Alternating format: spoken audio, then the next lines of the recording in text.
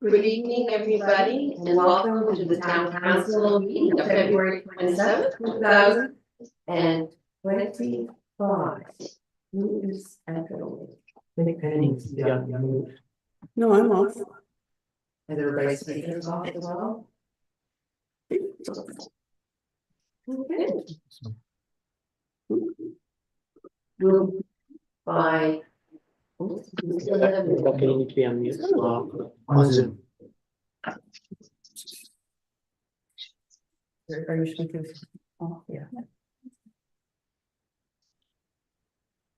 It's off. You need to be on. What is it you're trying to say? You're here too.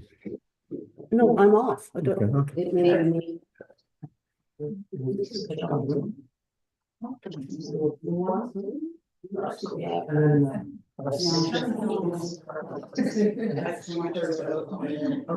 for me, I'm good.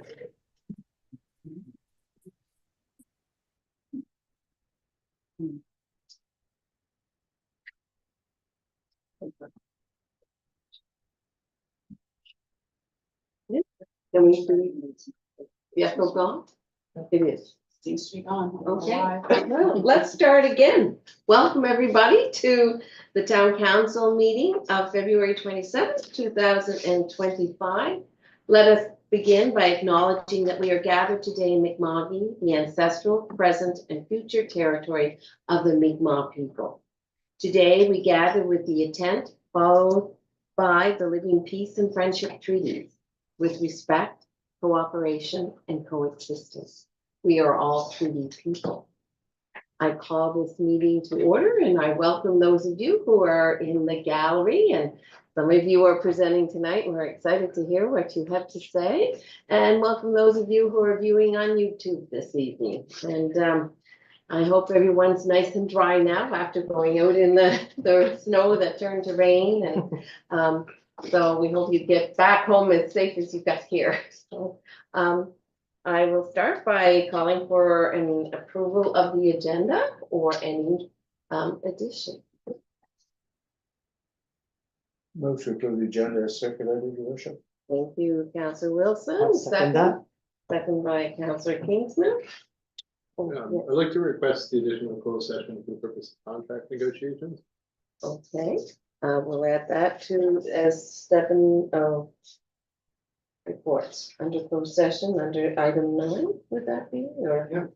Okay, If that's suitable in second. okay. Yep, that's fine. It's fine.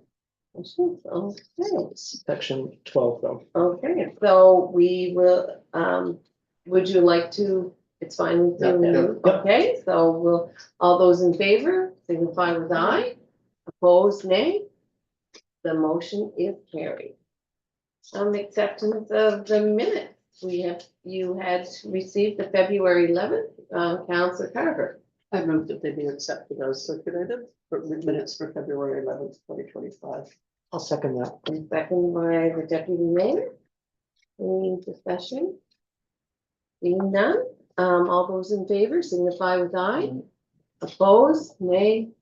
The motion is carried. Are there any announcements by councillors? Councillor Carver. Thank you. I have a couple of quickies. Yesterday was a busy day for many councillors around this table. Some of them were going all day long. So the mayor and I attended a training session yesterday in public participation and engagement, and really worthwhile, and it'll give us an opportunity to provide feedback to the communications committee and to the council as a whole. And that was very worthwhile. And I also attended the food hub meeting last night that was hosted by the municipality of the district of Lunenburg. And the food hub concept really is basically to set up a distribution system that will ensure that there is local food available to the local communities. And it's more than that. And there is a survey online if anybody wants to fill it out. Yeah, it's worth looking at, looking up on the website. Great. Any other announcements or well wishes to anybody? Okay, being none, Thanks, Penny. we will move on to our public input session. If there anyone who wants to speak, Varian, want to come up? There's a chair right there. Thank you, Your Worship. Your Worship and councillors, my name is Varian Hasten. I live on Fairmont Street in Home Bay. I'm here to offer some thoughts and hopefully some suggestions on the trade war with the US, our local economy, and resilience are the three themes of what I have to say. I have copies of my notes, speaking notes here for members of council if you would like them. And there's a spare copy there for the clerk. I can also send an electronic copy to the clerk if that's helpful. I've been rattled by what's been going on in the way of threats of boycotts and beyond that trade warfare against Canada that are coming out of the US administration. And I think the whole country has been. Andrew Coyne described us as having a national nervous breakdown, and I certainly belong to that class. And it's very, very difficult to understand or to imagine the implications of this aggression and what can be done about it. For example, I would never have imagined that what was going on in the States would result in a letter to council from the Minister of Municipal Affairs, essentially, in effect, asking council to endorse the lifting of the ban on fracking and the moratorium on uranium exploration. Who could have seen that as a consequence of what has come out of the States recently? So I think that in our house, we've been talking about this and wondering what we can do that's both realistic and meaningful. And the conclusion, at least in our household, is that perhaps the most meaningful and accessible thing we can do is to strengthen community in the face of this uncertainty. And I think also that along with the national zeitgeist, where you hear this extreme talk, which is probably not realistic at all, but it says we don't have a government in Ottawa at the moment. We don't have leadership, and that sort of feeling of uncertainty and insecurity feeds down. And as a result of that, we're looking to local leadership and to provincial and federal leadership for cues as to what we can do and where we can go.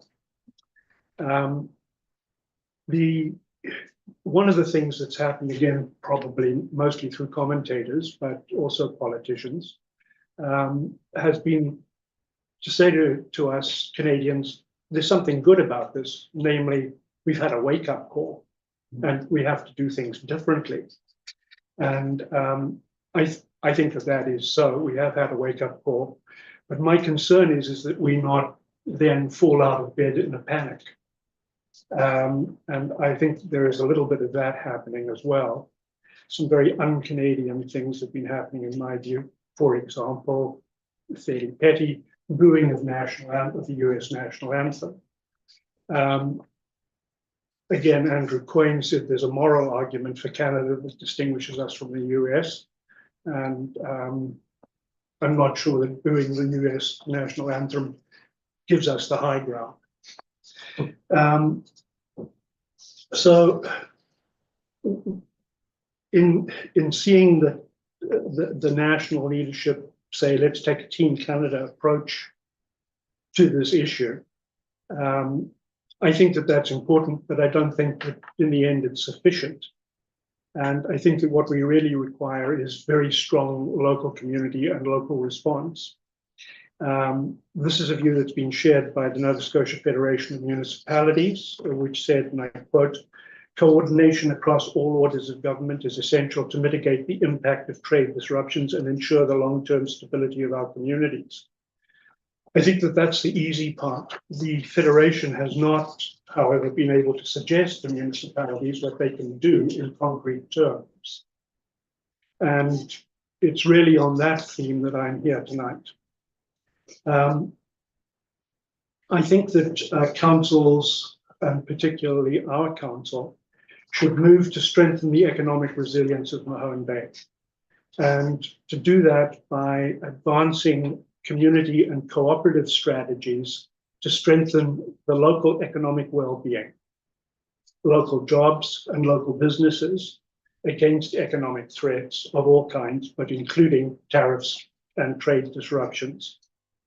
Regardless of the issue of American tariffs, I think that that's the right thing to do in any event. And one of my concerns is to help develop resilience and adaptation in the face of climate change.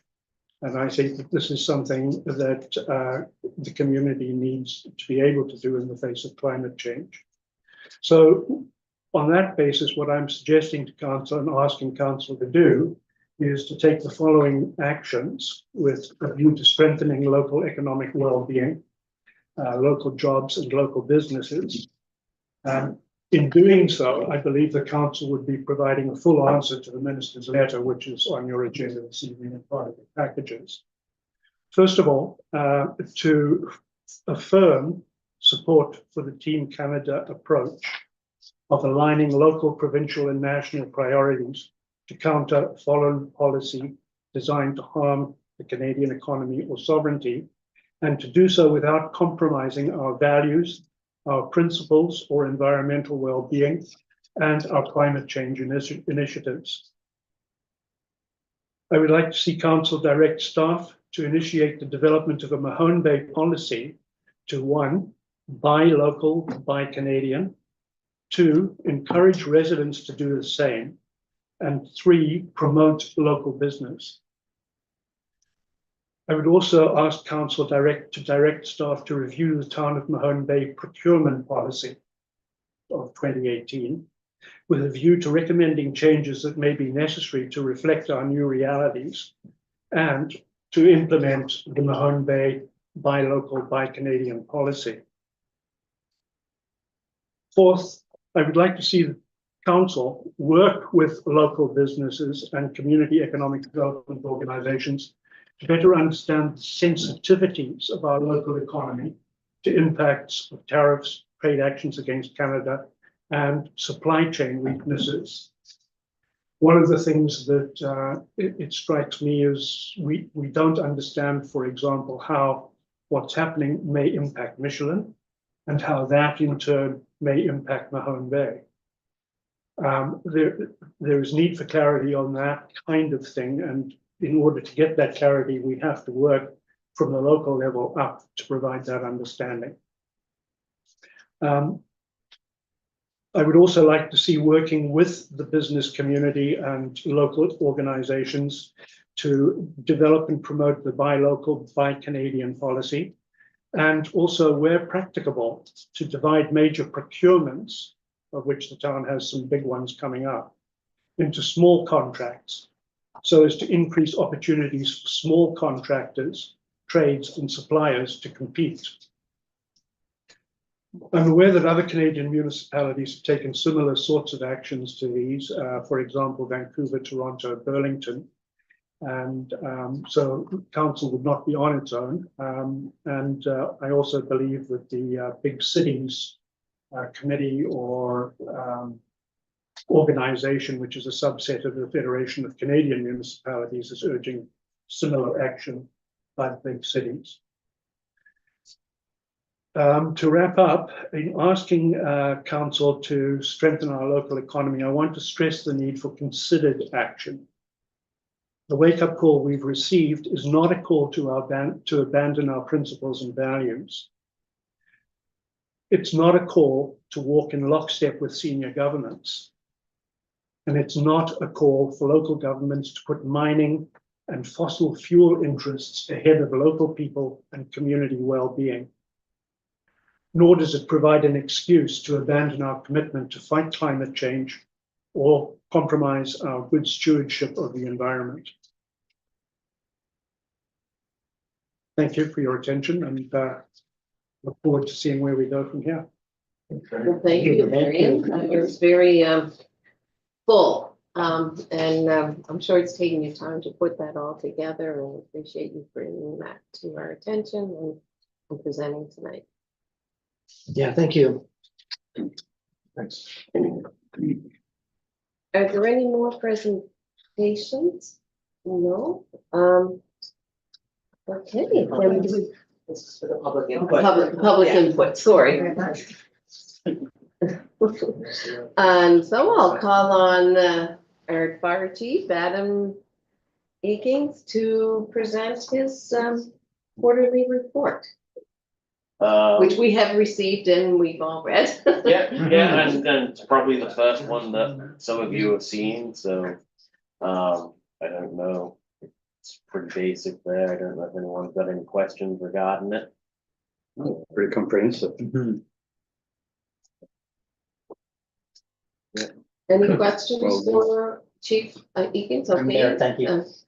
Adam, your correspondence specifically around the speed bumps. Yep. Kind of clearly illustrates that, you know, from the fire department's perspective, you'd like to see some action taken on those speed bumps.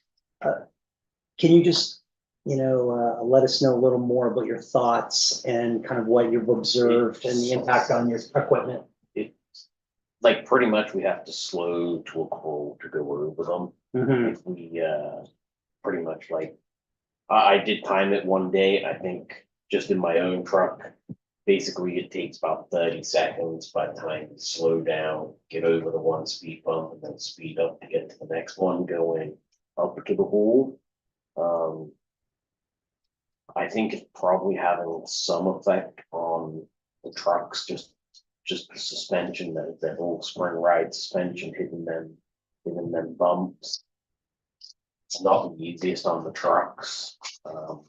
One's going up Pleasant Street.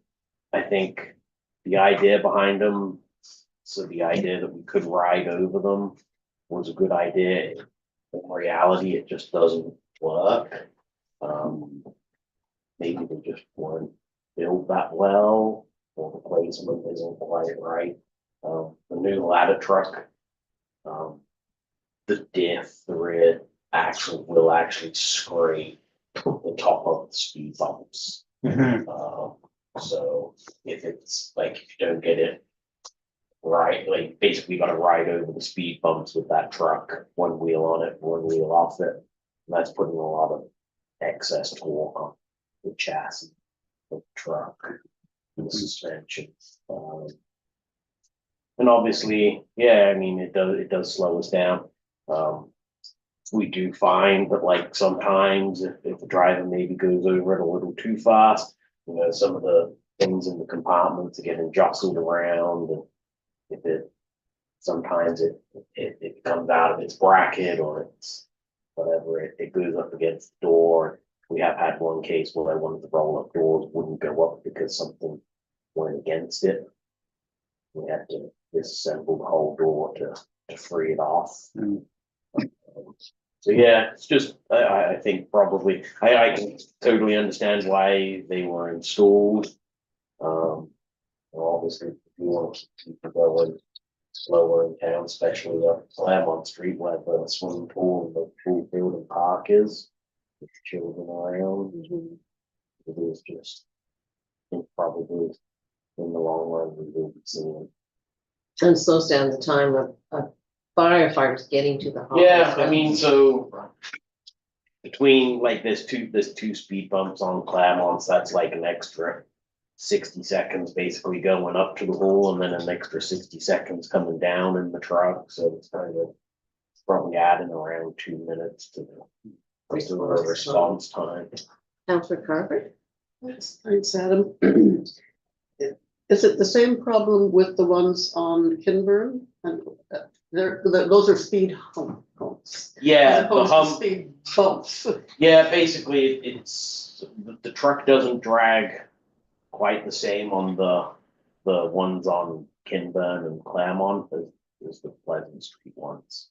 And the on Foxborough. So your request applies mainly to the Pleasant Street ones. And And Fobo, the request of the department is all of them. all of them.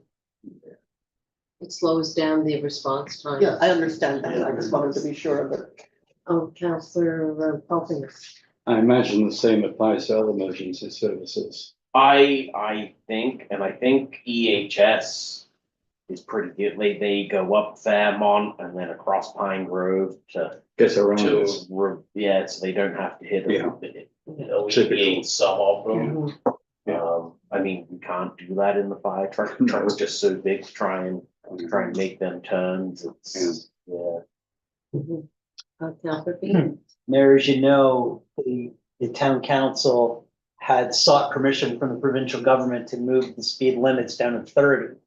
And we were denied that request to move the speed limit to 30. And we were told by the province, the minimum speed that we were allowed would be 40 on Claremont and Pleasant. And we could not move 1 kilometer lower than 50 on Main Street or Edgewater. So, I think some of that context is the reality that the people making the decisions, unfortunately, aren't the people that are sitting around this table. But nonetheless, we did move the speed limits on Claremont and Pleasant Street to 40, but that was done kind of after the speed bumps were installed.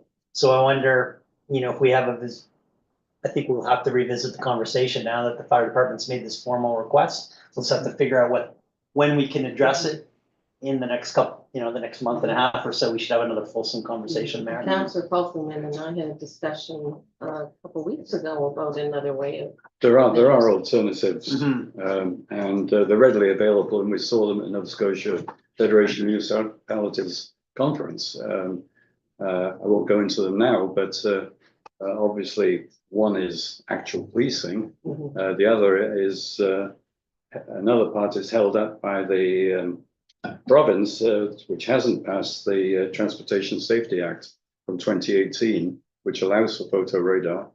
But there are mechanisms for measuring, as we do measure speed. Right. At the moment, you can measure and record. So there are mechanisms that get us around this problem available.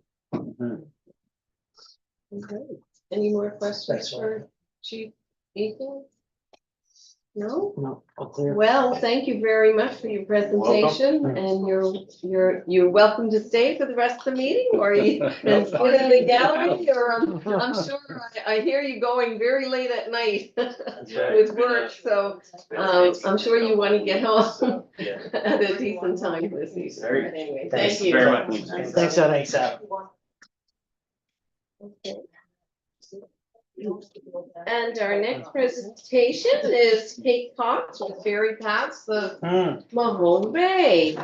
Thank you very much, everybody. I really appreciate the opportunity to be here. Some of you may know me, know who I am, Kate Cox. Some of you don't. Don't necessarily listen to everything that you might have heard. It's not always all true. Some of you I've known since you were in shorts and went to school with my own children. So it's really wonderful to be here and to have an opportunity to talk to you about this project today. I've been living in this community since 1977, and I realized when I was looking at the Hall of Fame with the mayors outside that I've actually been here for 7 mayors, including Suzanne. So I've seen a lot of changes that have happened in this town. We've all arrived here through a variety of different professional and personal circuitous routes, but I think the one thing we certainly all can have in common that has brought us here today to this room is the fact that we all love this town. We think that Mahone Bay is something remarkably special, and it's a community that a lot of other people are very envious of, and they would love the opportunity to be able to live in a town such as ours and to be able to experience the type of environment that we live in, the type of community we live in, and the type of people that we live in. And if I might go so far, I might almost want to say that there's something very magical about the town of Mahone Bay, which is somewhat a perfect segue to try to try to move over into this concept of ferry trails. I am here, representing a committee of people. I know I appear as though I'm only here by myself, but believe it or not, there are others. The first and principal one is Miss Vicky Barden of Settles and Seawinds, a business that's been in operation in the town of Mahone Bay for 52 years. Jenna Berry from Famous Town Pie Shop. Karen Pinsent, who is from every other organization in town. Valerie Herder, who is the spouse to Varian back here, a world-renowned fabric artist and also a member of the Communities in Bloom organization and the Talking Trees Committee with Penny. So, but why am I the only one that's standing here today? Well, we have a couple of grandmothers looking after grandchildren, and we have a very dedicated daughter who's looking after an unwell mother over in Newfoundland, and another working mother who's home with 2 barfing children, and I live alone with a cat. So here we are. Okay, so now why ferries? Well, an interesting thing about ferries is the fact that ferries seem to exist in every culture in the entire world. Everywhere you go, or no matter what country you go to, it would appear is that you will find that there is some belief in a mystical being or a creature of some form or another. You find them in Spain, you find them in Celtic countries, Germanic countries, France, even Tibet, Mongolia. It's quite remarkable when you start looking into it. My mother, some of you may have known her, was Scottish. And they have a very strong belief in fairies. And as a child, this was something that I was brought up with. And I was a daydreamer when I was a kid. And my mother used to regularly look at me and she goes, "Ah, Kate, you're away with the fairies again." And sure enough, I was. So that's how I started the first chapter of my life. And now I seem to be here in the last chapter of my life, and I got away with the fairies again. But I'm hoping that you will come and join me for the next few minutes while I talk to you about this project that this very enthusiastic group of people have. We want to create fairy trails here in the town of Mahone Bay. And there's a reason that we want to do that. We want to create a permanent, possibly year-round, but definitely 3-season attraction for the town of Mahone Bay. This is not a festival. This is not a one day of. This is not a month. This is an attraction, a permanent attraction for the town of Mahone Bay. We want to create this attraction so that it will not only attract visitors into the town of Mahone Bay, which ties in with economic development and that was mentioned by our previous speaker, but it'll also enhance the lives of the people that live in this town. We want to create an attraction that will also provide an educational opportunity for the children, because we want to tie all of the installations in that with some aspect of the nature of the environment that they're actually sitting in. And more importantly than anything else, we want to do something that's just going to bring joy. And I don't know about you folks, but I think we can all use a little bit of that right about now. So what we have done, and I'm not too sure how much information you might have received in advance from Kelly here. We want to create an actual walking path around the town of Mahone Bay. We've plotted out the location, a possible location for this trail. Where's my little lovely hand-drawn maps? And on that trail, we would be installing a variety of different types of fairy houses. As you can see here, these are just a few visual samples, plus you've also provided with some pictures as well too. We got something else in there. And another one over there. And here, I'll pass around the map so you can all have a look at it and see what we've done. We went out before there was a ton of ice and snow. We've got them on our screens, but Do you have Oh, the sure, screens up here? Well, here's some for you to look at first. Yep. So what the concept behind this is that the people will start at what's what we're proposing anyway. People would start the first trail we're trying to do this in phases because we are a group of volunteers, only so much time that we've got. We're hoping to actually be able to install 50 different types of fairy houses. Some of them as large as this, some of them more this size, some of them smaller, and some of them may merely simply be doors. Okay, as simple as that. And we would start at the aquatic garden walk along the bottom, the lower half of the aquatic garden, between the aquatic garden and the stream. Come around the edge of the aquatic garden, as you can see there on the map. We then go up to the secret garden at Suttles and Seawinds, scoot around the back of Suttles and Seawinds, go down through the garden at the back of the barn, up onto the sidewalk at the barn, then turn right and head back down towards the center of town again and go right along Main Street, right up to Claremont Street, around the corner and back up into the aquatic garden again. Now, phase 2, we get an opportunity to do that. Once you were coming back along Main Street, you would get to Orchard Street. We go up Orchard Street, down Parish, through the parking lot at the Anglican Church and out onto Edgewater Drive. And then eventually, when we finish chewing up Edgewater Drive, then hopefully we can extend that and come from Edgewater Drive and come back down into the center of town again. The houses would all be decorated in this natural format, as you see. We've used environmentally friendly materials. None of them will have an adverse effect on the environment. We want to incorporate a component, as we mentioned, about probably about 10 major fairy houses through it. They would be tied into lichen, or they'd be tied to the type of tree that they're at, and provide information to the children and to the visitors and the people that come there about this. Like, are you aware of the fact that pine trees grow about 150 feet tall and they can last up to 450 years, and that they exchange X number of square foot of pollutants, you know, that sort of thing. And then we'd have a few just sort of kind of fun ones, like we've got the Firefly Fairy, and she lives inside a glass dome. And if you ladies are ever wondering what happened to that earring that you lost, well, she's got it, okay? And, you know, so some very lighthearted things like that. We've had a lot of really positive response so far from the community. We've spoken with just about every single one of the businesses involved along this route.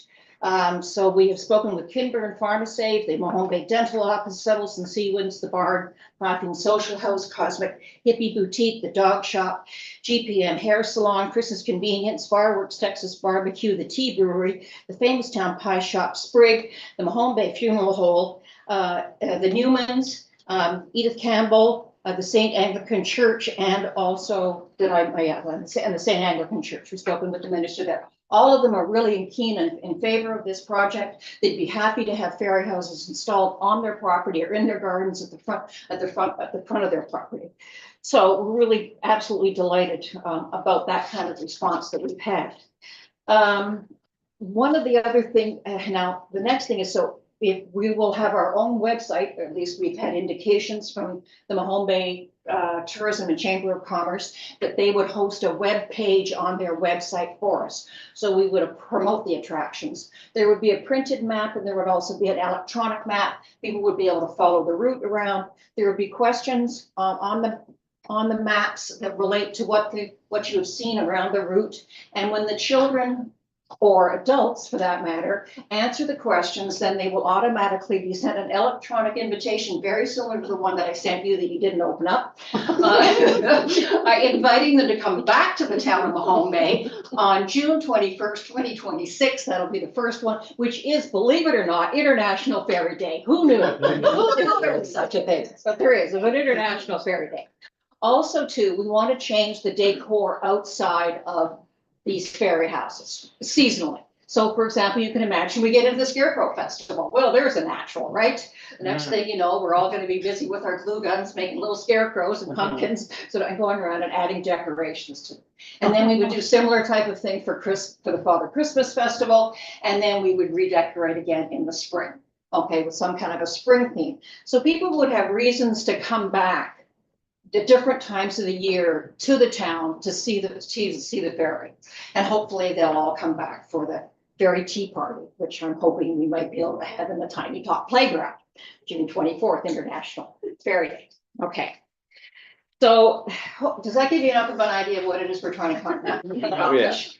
And the type of, we'd also like you to know that this particular fairy house right here that was created by Jenna Berry, she made this whole fairy house spending no money at all. I mean, it's really quite remarkable. I've never seen such talent and such incredible people. And that's pretty much everything you see in front of you. These are all found materials.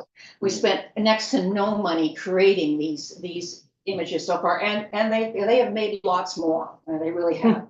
It's quite remarkable. I'm kind of a little pathetic. I seem to be doing good at crossing the i's and dotting the t's, but so far all I've really learned how to do is to make tables and benches and chairs. I've become very good at making chairs. So I'm in charge of the outdoor furniture. Seems to be what's most involved with me.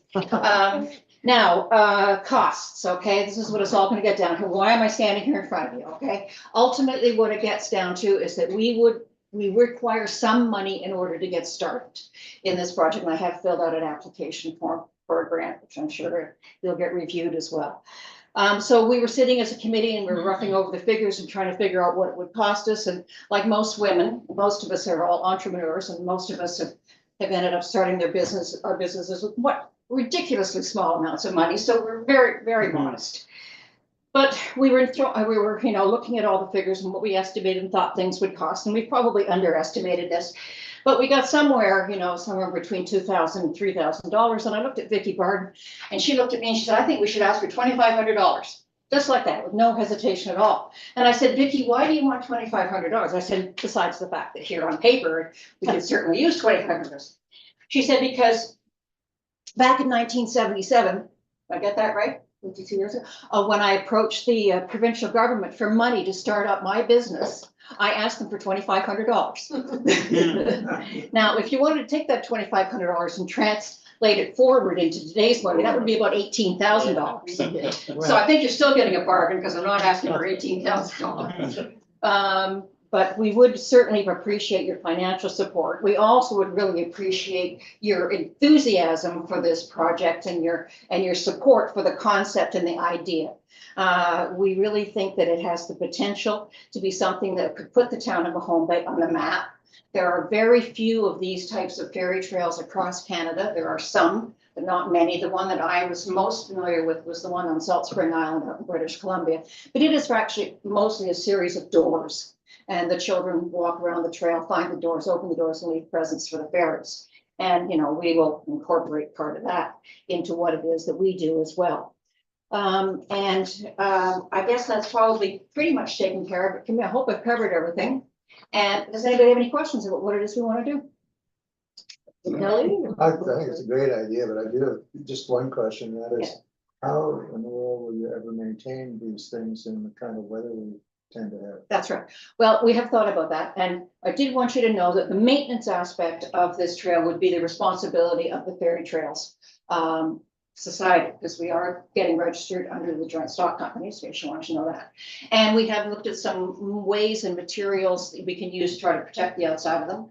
One of the things and we do know that they're going to have to be replaced. They're going to deteriorate. It's just understandable. They are. They're out the They're weather. biodegradable to start with, right? I beg your pardon? They're biodegradable. I mean, they look like they came from outside anyway, so. Exactly, Yeah. that's right. So if they do biodegrade, they're not gonna leave anything really ugly behind, and then we'll go in and replace them and make more. We feel we're also gonna have an issue possibly with mice and raccoons and deer, and so we have looked at all of that and realized that that's gonna be part of our responsibility too. We're gonna have to regularly walk the route and check them and examine them, and maybe what we have is a backup of a few houses, and so if we find one that is deteriorated, then we just replace it with one that we've already got.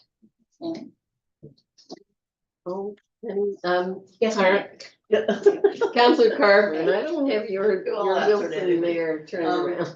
That was a fabulous, Kate. Thank you so much for the joy. And it's great to have that spirit spreading in the town. So I have a question about the timing Yes. of your ask. Yes. So you submitted a request for the grants, Yes, which the deadline for that is March 31st. And then I can't remember when the decision making actually happens. I can't remember that part. But do you need money before that? I mean, I would never say, have you ever met a woman that ever say no, to money? No, yeah, well, of course we could, because right now, whatever we have had to buy, glue sticks, you know, with our odds and stuff, that certainly has been coming out of our pockets. But it's, when we really need money is when we need to start developing electronic maps, the printing of, see, of them, of, you know, 500 maps that costs us $450. Yeah. Oh, I forgot to mention the timeline. We really like to try to have this project up and running by the 27th of June rather, excuse me. We picked that date because that is the start of the long weekend before Canada Day. Canada Day is on a Tuesday this year, so we figured people will try to turn that into a long weekend. So we wanted to have everything installed and ready to go by that long weekend in July. So, yeah, mind you, you see the maps, which would constitute, you know, at least $450. It's the signage, there's a number of other things. Yes, I mean, the sooner we can have the money, the better, but you know, we gotta work with what we've got. Yeah, it's a tight time frame. It is indeed, but, Vicky, this whole idea is Vicky Barton's. I want to give her full credit for this. She came up with this idea, this concept 2 or 3 years ago to build Ferry Trail in Mahone Bay. The timing wasn't right then for her. It just didn't seem to come together. Well, I had a meeting with the lovely Signature Festivals of Mahone Bay, and I brought it up there, and Jenna Berry jumped all over it, and then so I immediately got on the phone and called other people, and we started off with a meeting at the barn, and that was in January, and you know, we managed to accomplish quite a lot in a very short period of time. And they're really enthusiastic. So we really want to try to get it up and operating by this summer, because you know, why waste time? You know? That's wonderful. Oh, Councilor Feeney. Kate, we had a planning meeting a week ago. One of the themes of the meeting was, you know, embracing the projects and the passion of the community. Yes. So you don't know where something organically will be created, and who knew, like, who would have known? I know. That we were talking about berries this evening. So, but I mean, I think everyone can really feel the passion, and that Yes. really sets, you know, your whole team has a real track record of They do. creating things that are special Yes. and enduring. So Yes. I think we feel that passion Yeah. tonight. Well, once we got to the point, once we did enough meetings that we felt as though, I think we've got something here and we think that we really can create something. That's why we wanted to come and meet with you people as soon as possible, because we want you to know what was organically happening in the town of Mahone Bay with us. Because, you know, we're a small community. We all know each other, you know, and we want to work together, and we want this to be a cooperative effort. And something that everybody supports. The business community that I've approached so far, they certainly seem to be very much in favor of it. And so now I'm kind of hoping I can get the political side of things going as well too. Thank you. Yes. Can I ask a question? Oh, yes. I'm sorry if you Hello, covered Dylan, this, how I are may have you? missed it. Oh, yeah, it's Okay. super interesting. I was just wondering, did you say you'd spoken with the Quinlan? The No. map shows you your route crossing their That's right. property, yeah. Now, I haven't spoken with them yet, and that may be something that this is something you folks can shed light on, because I noticed when I was over in the aquatic garden, that there is an arrow that directs people out of the aquatic garden, and it says, it says caution, be careful, you're crossing a driveway. So I'm assuming that the town put that up? Or did the Quinlan put that up? The Quinlan would have put it up, we didn't put it up. Okay, so then they are already sort of made that step forward, knowing that people are walking across that driveway. But I can go and speak with the board there and make sure. Yeah, I would make sure just that they know what encourage you, we're where, doing. you know, we got the map, and I'm sure you wanna show Yeah. the map to people other than us, so. Yeah. Since it crosses their property, just think Yeah. you might wanna get to that sooner, For but sure. it sounds like an amazing idea, it seems Yeah. like people are very enthusiastic on the table. Yeah. Thank you. Yeah, That's awesome. I prepared them. I beg your pardon? I prepared them. Thank you very much, Suzanne, I appreciate that. Alrighty. And I look forward to making it. I know. Choose Suzanne's warm. I've already Warming started up her this glue to gun as we speak. I want one on my front porch. I mean, Well, I think Well, they're this so is cool. what There you what go. they're going to encourage. This, small donation and Right, yeah.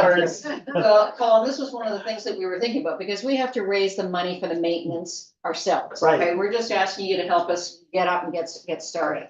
And one of the things that we wanted to do was to actually hold workshops Hmm. for people in the town to show them how to make fairy houses. And that would incorporate the folks back here at the Bayhive. And that would be a way for us to Right. generate some revenue. Yeah. Okay. To help cover the cost of the maintenance. Plus, we have a few other ideas as well too. We may very well start making our own ferry doors and just sell ferry doors to people, you know, that would be interested in just purchasing a ferry door. And of course, the usual sort of jewelry, charm bracelets. Yes, bracelets. there's a whole product line here. All of them that say something about the fairy trails of Mahone Bay on Yeah. them, right? So promoting the town. And we have had support also too from the Arts Committee of the Mahone Bay Home School.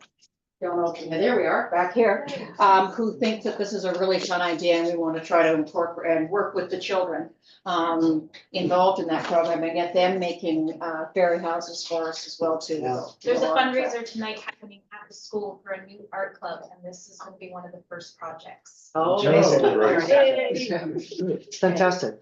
Does anybody have any other questions for me? What else you want to ask me? Okay, I'll let you all know when we have our first workshop and you can bring your glue guns, okay? Sounds great. Well, thank you so much for your time. I really appreciate Thank it you. very much. And we'll look forward to hearing from you and keeping each other informed. Good luck with the furniture. Thank you very much. Yeah, Vicky wants me to start making Adirondack chairs.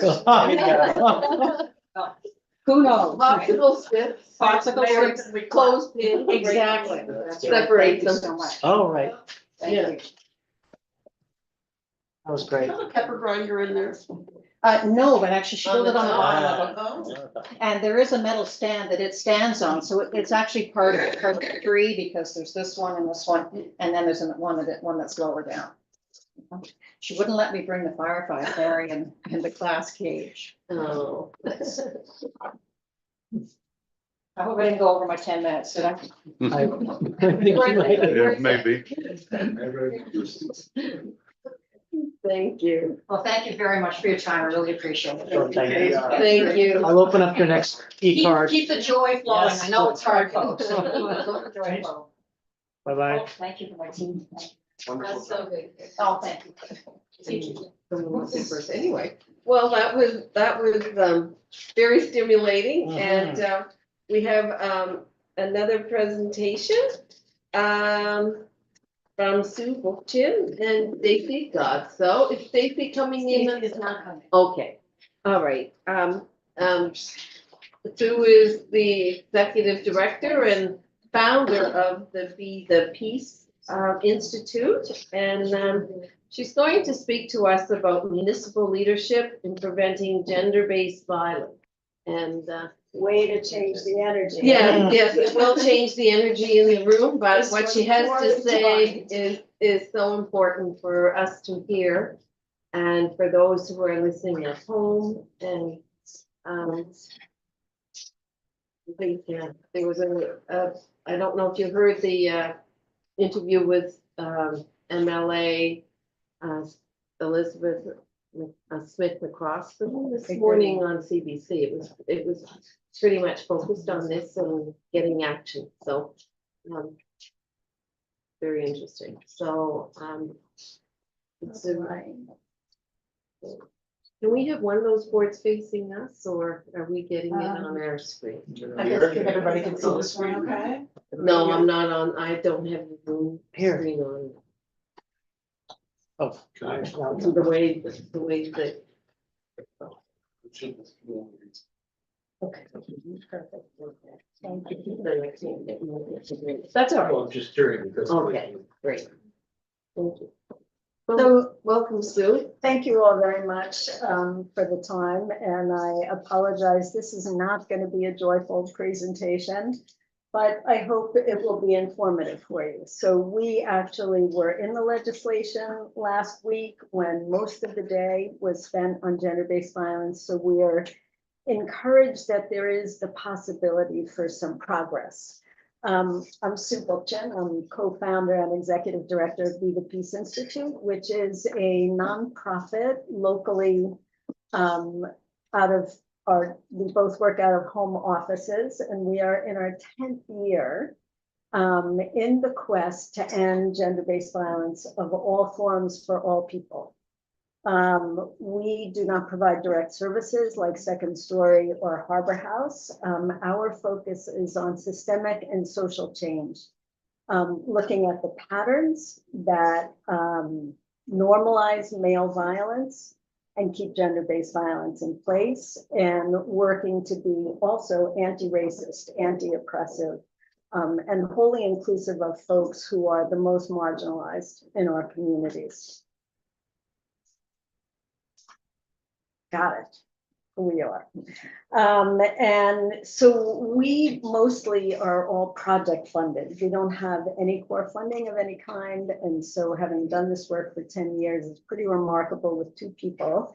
You can look on our website, bethepeace.ca, in order to see the kinds of projects that we've done. We're involved in research of various kinds with academic partners, working with justice systems, working with policing people, working with partners to do advocacy work. And we were a participant on the Mass Casualty Commission. That was the inquiry into the mass casualty that started in Port-au-Pit in 2020. And so we brought, along with other colleagues, the perspective of gender-based violence that was part of that casualty that many people still don't understand.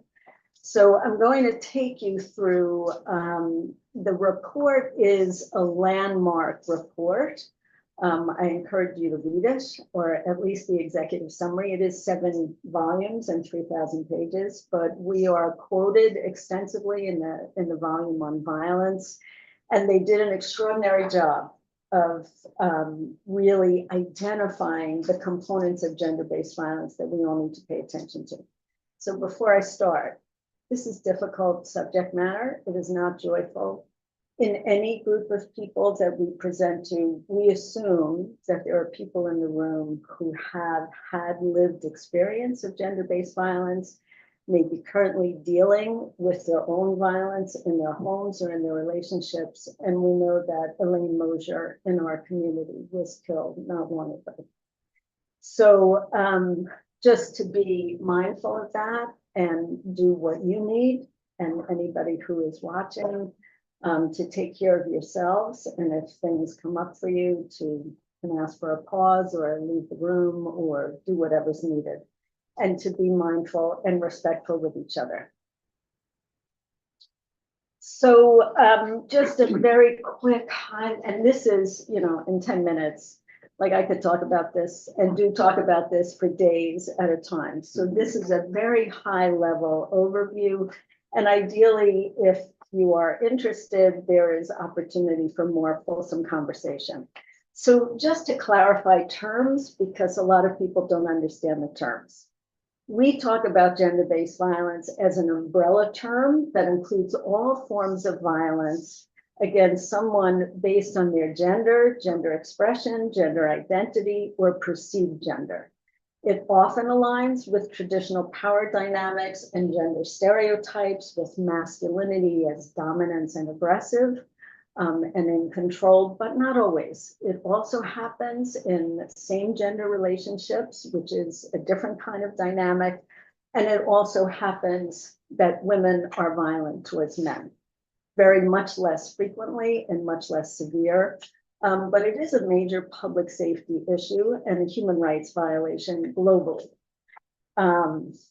Sorry, I'm doing notes and slides at the same time.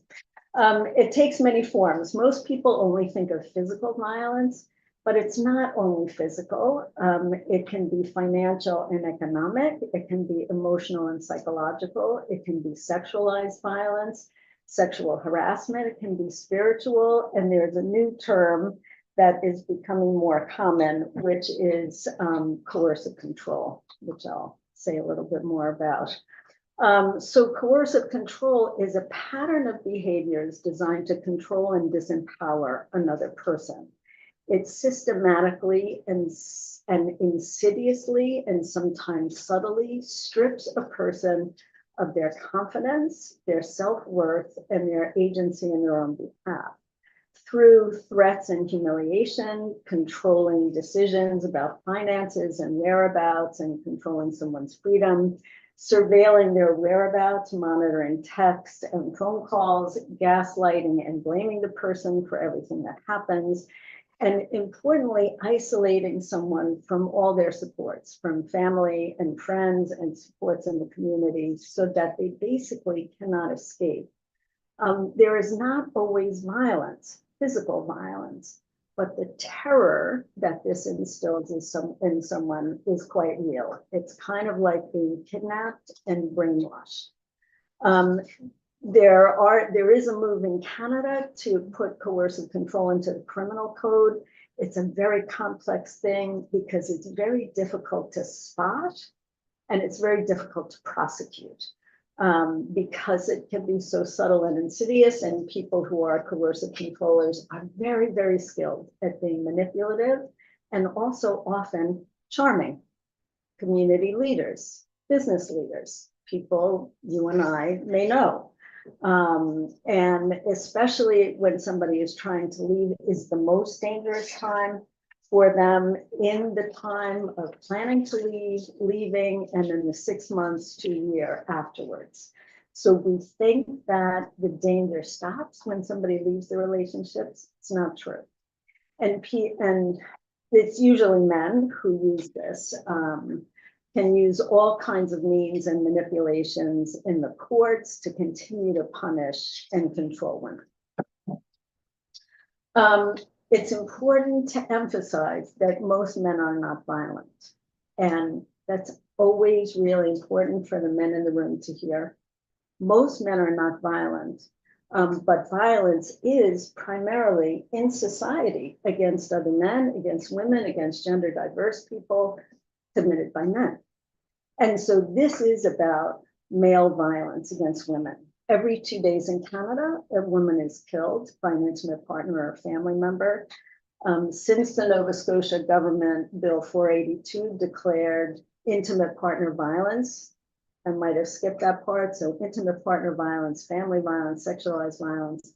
So they declared intimate partner violence an epidemic in September, and since then, 7 women have been killed in Nova Scotia by their intimate partners. Women's violence does happen against men, but it is often used in a self-defensive way, and the injuries are much less serious. And for the most part, women don't kill men, not in this way. In Nova Scotia, we have the highest provincial rates of self-reported intimate partner violence and the highest provincial rates of commercial sexual exploitation of youth. The police reported intimate partner rates are higher than the national average, but 80% of intimate partner violence is never reported to police. And there's many legitimate reasons for that. Some of them are there. Another very complex issue that we don't have time to go into. In rural areas, the rates are twice as high and twice as dangerous because there are a lot of guns. We have not moved the needle on these rates in 30 plus years. So more money going to women's shelters, to women's centers, to programming. We haven't moved the needle on it, which is something that I find frustrating and debilitating in our communities, and that we really want to change. And for some groups, the rates are much higher. So for people of African descent, for African Nova Scotians, Indigenous women, it's up to 12 times higher, the rates of intimate partner violence and death. And missing and murdered Indigenous women is, across Canada, a huge issue. So the Mass Casualty Commission outlined a number of things about municipal leadership. Now, the Mass Casualty Commission talked a lot about all levels of government, the need for a whole of government response and a whole of society response. So for the most part, this issue has always been seen as a women's issue, and the women's sector, the nonprofit sector of shelters and women's organizations have been carrying the burden of trying to do something about it. The truth is, it's not a women's issue. If men are harming women, it's more a men's issue. But it is a whole of society issue. So some of the, sorry, I'm gonna just go back to the. So let me just tell you a little more about the Mass Casualty Commission and the report that they put out. So they talk about the clear link between daily ordinary rates of gender-based violence in relationships linked with mass casualties. That research is clear globally, and most mass casualties are preceded by an incident of violence against an intimate partner or family member. So when we think about what happened in Portapique, he attacked his longtime partner first, and who he had been committing violence toward for the better part of 20 years. A lot of people knew about it, including the police, and nothing was done. He was one of those coercive controlling people for whom interventions are, there aren't that many. Even if he was charged with domestic violence, even if he was arrested, even if he was prosecuted, even if he went to jail, everybody gets out of jail. And people like that matter when they get out of jail.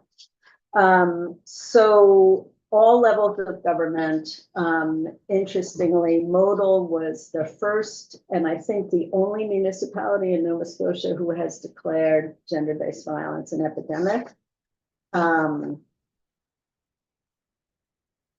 Okay, there it is, sorry. There is the encouragement that all governments at all levels declare an epidemic, but of course that could be performative. So you declare an epidemic, kind of like what's happened in the province. It's like, okay, now what?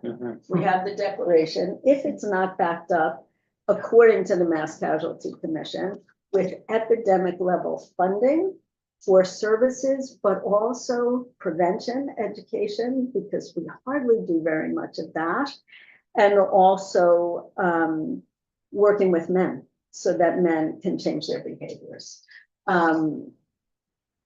Also looking at it through a public health lens, so that we're looking at not only the root causes that are based in misogyny and patriarchy and male stereotypes and dominance and aggression that allows that to persist, but that the social determinants of health also have an influence.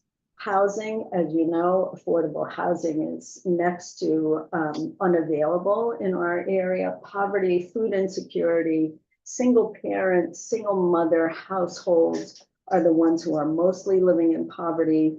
The lack of transportation. So if a woman wants to leave and she doesn't have a car, or she doesn't have enough money to put gas in her car, or she doesn't have the keys to the car, she has no way to leave.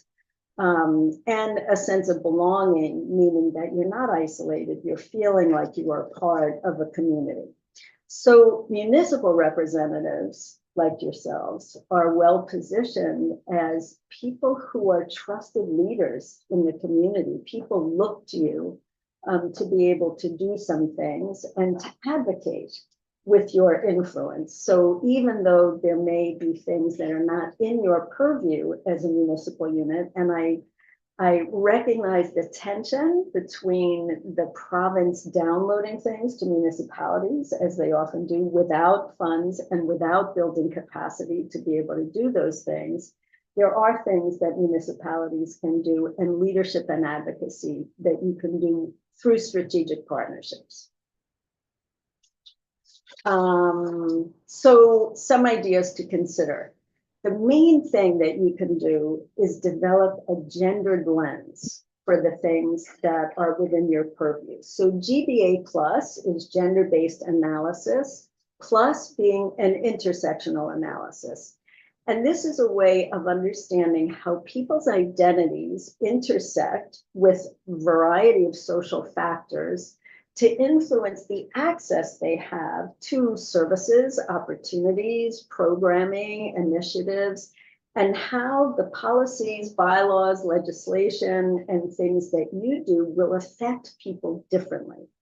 So almost everything that happens among us has a gendered intersectional lens. It affects people differently. Climate emergencies affect women differently than women and children differently than they do men. And people with identities of African, Nova Scotian, Indigenous, 2S, LGBTQ people, newcomer people, these are all part of the intersectional lens. So you can apply these to everything you do, whether it's transportation or housing or infrastructure or public awareness campaigns.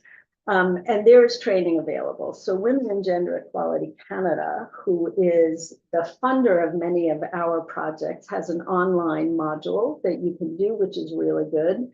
But also the province of Nova Scotia, the Status of Women Office, has developed an in-person half-day training that they are spreading to all government employees in all departments in the provincial government. This has never happened before.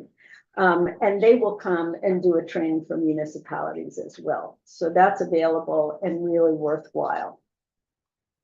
And so similar to having an anti-racist and accessibility lens, you can then add a gender intersectional lens to the things that you're doing.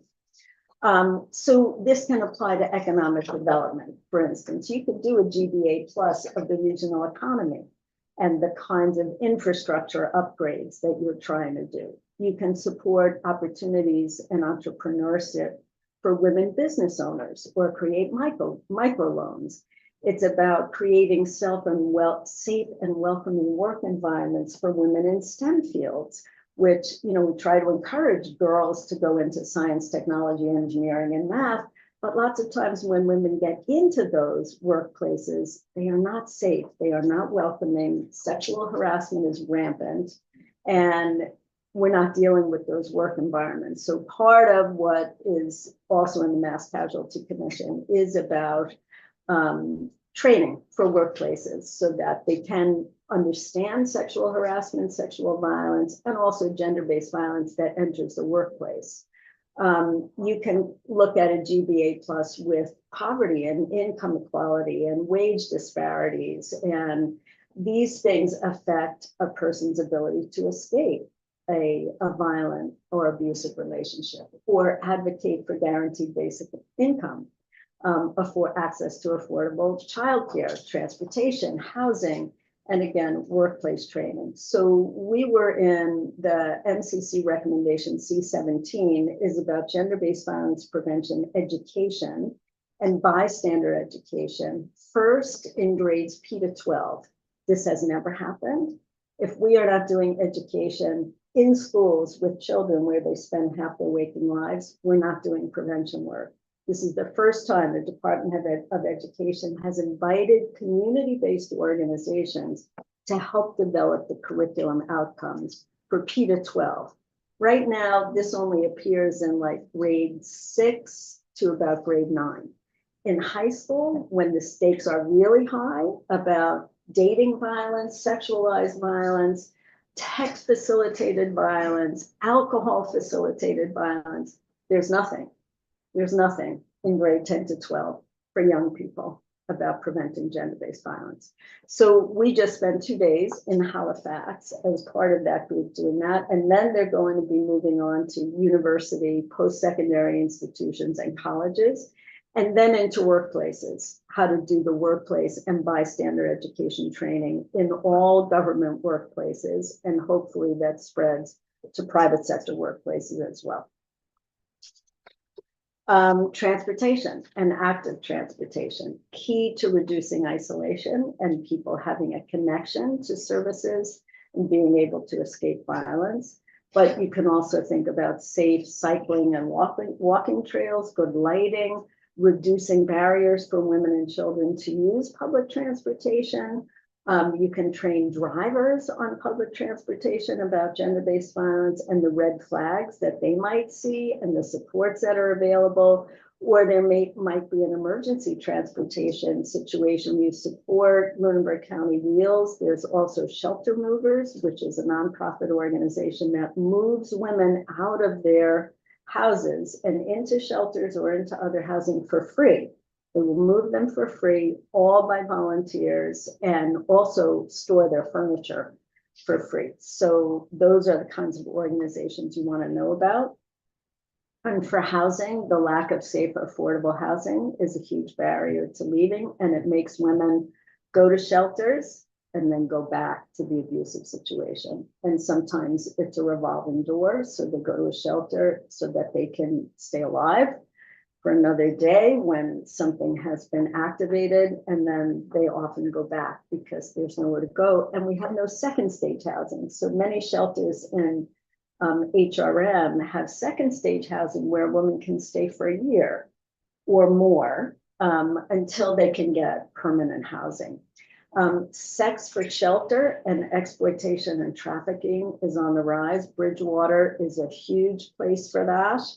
It's invisible. It is one of the key hubs in this province for the sexual exploitation of youth. They move them then to Moncton and further afield. It's happening right under our eyes. You could consider it inclusionary zoning, so that if you're doing some zoning for housing, that some portion of it is affordable housing or supported housing. And you can advocate and put pressure on provincial and federal bodies in order to do that, and engage with community stakeholders. You could host a symposium on housing and safe housing in our communities, or in some regional format, and again, apply a GBA lens to housing. Community safety and well-being is a big part of what the Mass Casualty Commission recommended in recommendation C16. And that public safety is everyone's responsibility, not just the police. And for many reasons, a police response is not the best response to gender-based violence. The police, and we have some great police officers, but they don't have enough training. They don't use a trauma and violence informed lens. They often are charging both people. So one of the things they have to do when they go to a call is they have to determine who the dominant aggressor is so that they can arrest somebody. There are these pro-arrest, pro-prosecution, pro-charge policies.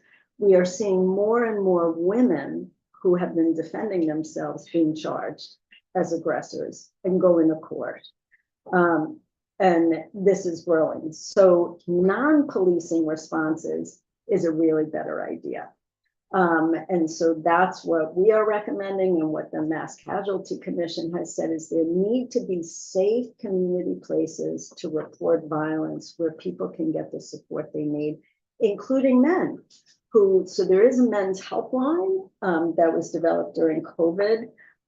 Anybody can access it through 211. So men who are using violence or are afraid they are going to use violence against the people they love can call and get help and be connected right to a counselor. Unfortunately, we don't have that locally anymore. We don't have any local services like that. So it's remote, but they can get connected to a counselor right away that they can work with. And you don't have to reinvent the wheel. So the Mass Casualty Commission talks about community safety and well-being leadership councils. HRM has a public safety strategy that's very robust that uses a GBA plus lens. They've been doing that work for a long time. The City of Toronto has contracted with 7 women's organizations to help them figure out how to implement these recommendations. And one of the recommendations is a permanent funded gender-based violence steering committee that is working with all the partners in community to figure out how do we keep the most vulnerable people safe. Scotland also has a model. You can always include a reference to the social determinants of health that compromise a lot of people's safety and makes the risks for exploitation higher. Information sharing and coordination across sectors, safe community spaces to report violence. HRM Library has trained their staff so that people can come to them in a non-threatening non-stigmatized environment. So many women won't go to a shelter or even a women's center for help because there's stigma attached to that. But lots of people go to a library. So what are the public spaces? And then the other thing is that everybody needs more training. There's some big research projects going on in Nova Scotia and Ontario, 3-province project that healthcare providers need training. They have no training on this. Doctors, nurses, physios who may see something. Police need more training, social workers need more training. You would think when somebody comes out of a social work program, they are skilled in trauma and violence informed approaches. They are not. This is a very specialized area of care for people. And if you don't have that kind of training, you can do a lot more damage.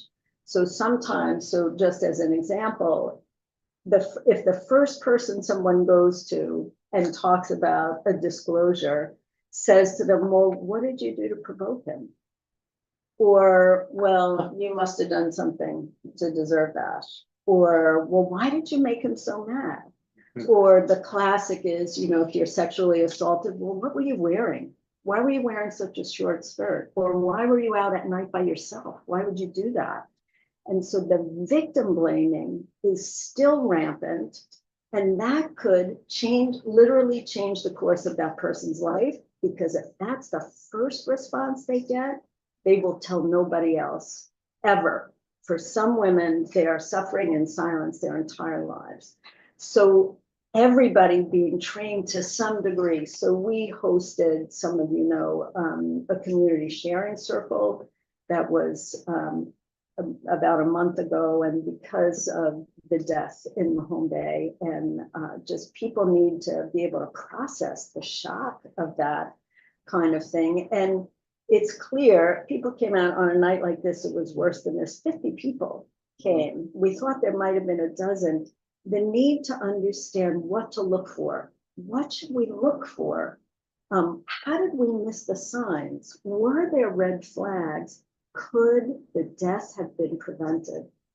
Deaths can be prevented if more people know about what to look for and how to intervene in a safe way.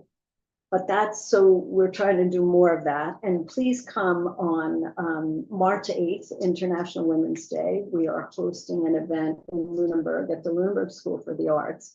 And Michael McDonald, who was the chief commissioner on the Mass Casualty Commission, who was, you know, spent his entire career as a lawyer and as a chief justice in Nova Scotia. And his work on this Mass Casualty Commission, and particularly the gender-based violence information that was brought to that, changed him. He learned stuff that he didn't know. So he's going to be the guest speaker. We also have our mayors coming, and 2 other mayors and 2 deputy mayors. Both of our MLAs for the area, including Becky Druin, who is the Minister of Justice, who is going to be taking on in the provincial government a lot of this work about this epidemic of gender-based violence. Everybody's welcome. We'd love to have more men in the room. So policing, you know, the policing culture is one that is paramilitaristic and misogynist at its core. That makes it hard. But even in the Mass Casualty Commission, there were a lot of red flags that were missed and that weren't followed up on. Lack of training, you know, their role in crime prevention has kind of been stripped.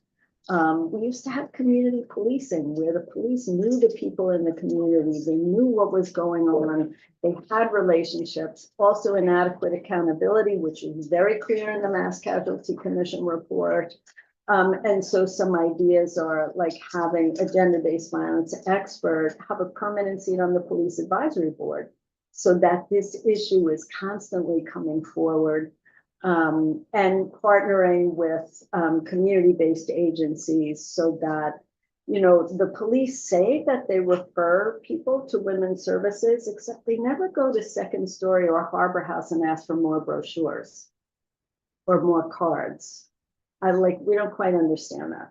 So we're not sure that it's a warm handoff. A warm handoff being, you don't just give somebody a pamphlet. You actually say, can I call them for you right now? Can we take you over there to a place that's safe where you can have somebody support you? And 211 is very helpful for all these helplines. Declaring gender-based violence an epidemic only if you're actually going to take meaningful action. The budget, the Nova Scotia budget did not have any additional money for gender-based violence, even though the Mass Casualty Commission said epidemic level funding. It's not there.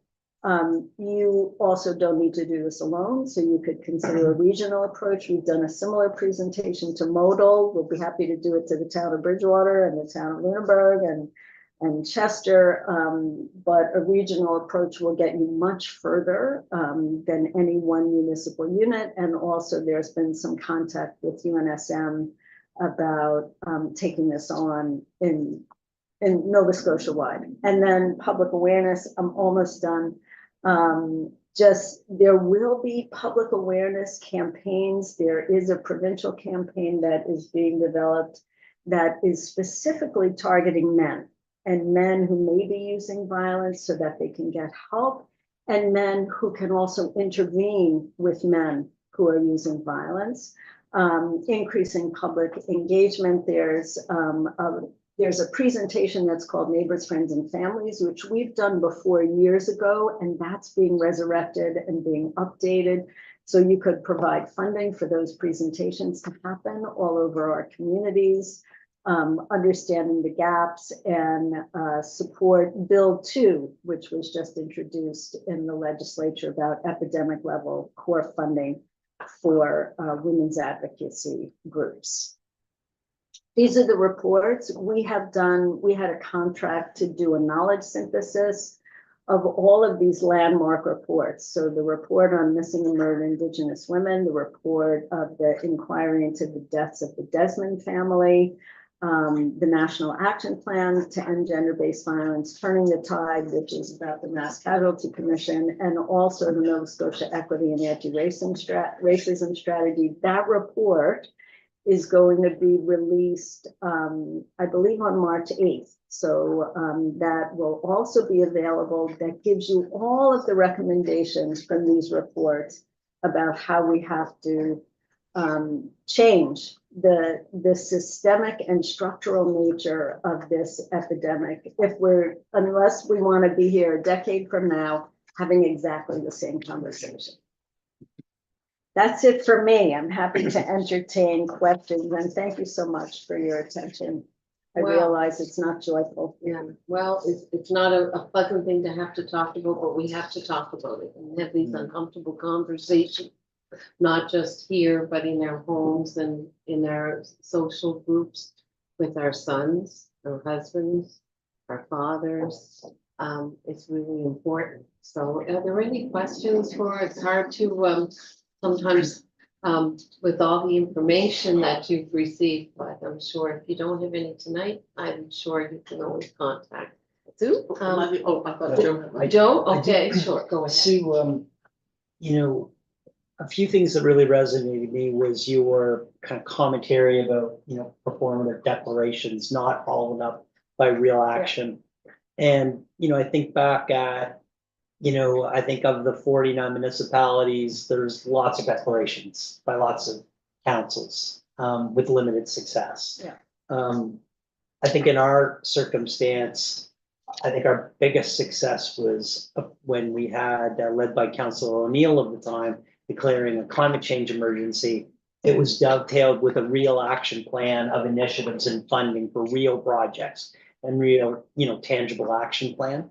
And you could really see it, not only in the funding, but the progress. In this situation, this was an introductory conversation and you're squeezed into the context of the council meeting, but I think like another follow-up to help provide some of your advice on how you build a real plan with real action items that we could undertake and contemplate. Because rushing to a declaration in the absence of having the action plan, I think would be an error. And I think we should we should be a little bit patient on developing the action plan before we rush to table the declaration. And if that takes us a kind of a couple months to get those things, collated together, I think it'd be well worth our time to just take a deep breath, wait, work with you in another follow-up meeting in your organization, and then think about how the declaration could be made and be more meaningfully real. Yeah, not performative. Mhm. I think you could do it either way. If you make a declaration, then you can hold yourselves to do something to it, but it also makes Mhm. sense to do it the other way. It's, the action is really the key thing. Councillor Carver. Yeah, thanks so much, Sue. That was really impactful. We're in the middle of strategic planning, so we do have an opportunity at least to think about this perhaps superficially, because we're already partway through that, but we can certainly keep it in mind and see if we can plug some things in where there's opportunity. I have a question about, you talked about education, about what to look for, and educating as many people as possible about that. And then what to do.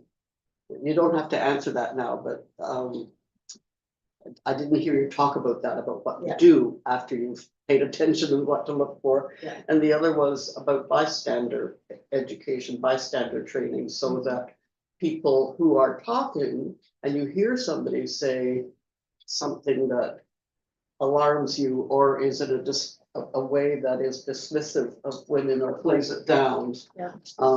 That somebody that you can call it out, whoever's saying it. Yeah. So, and that's available, bystander training. There is some that's available. Mostly it's being used on university campuses. Oh. There's something called Waves of Change. And that is being developed and updated all the time. So it is available.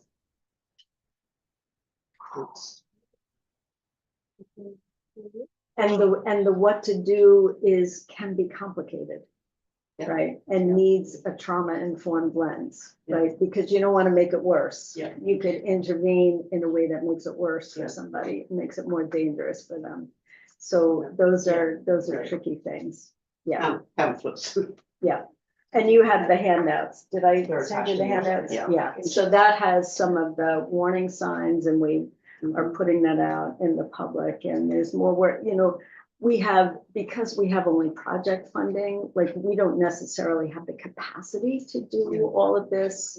But it's clear that we need to do more of it because the public needs to be involved in new ways. For sure. Well, Sue, thank you so much. Thank you so much. Yeah, thank you. You'll be hearing from us Shocking. again, and of course, I'm helping with the planning of the event in March, and I hope that's one way we as a municipality can show our Yeah. support and, the funding that we're able to secure towards that in the town through the status of women. Yeah. So, Thank you all. Thank you so much. Thank you so much.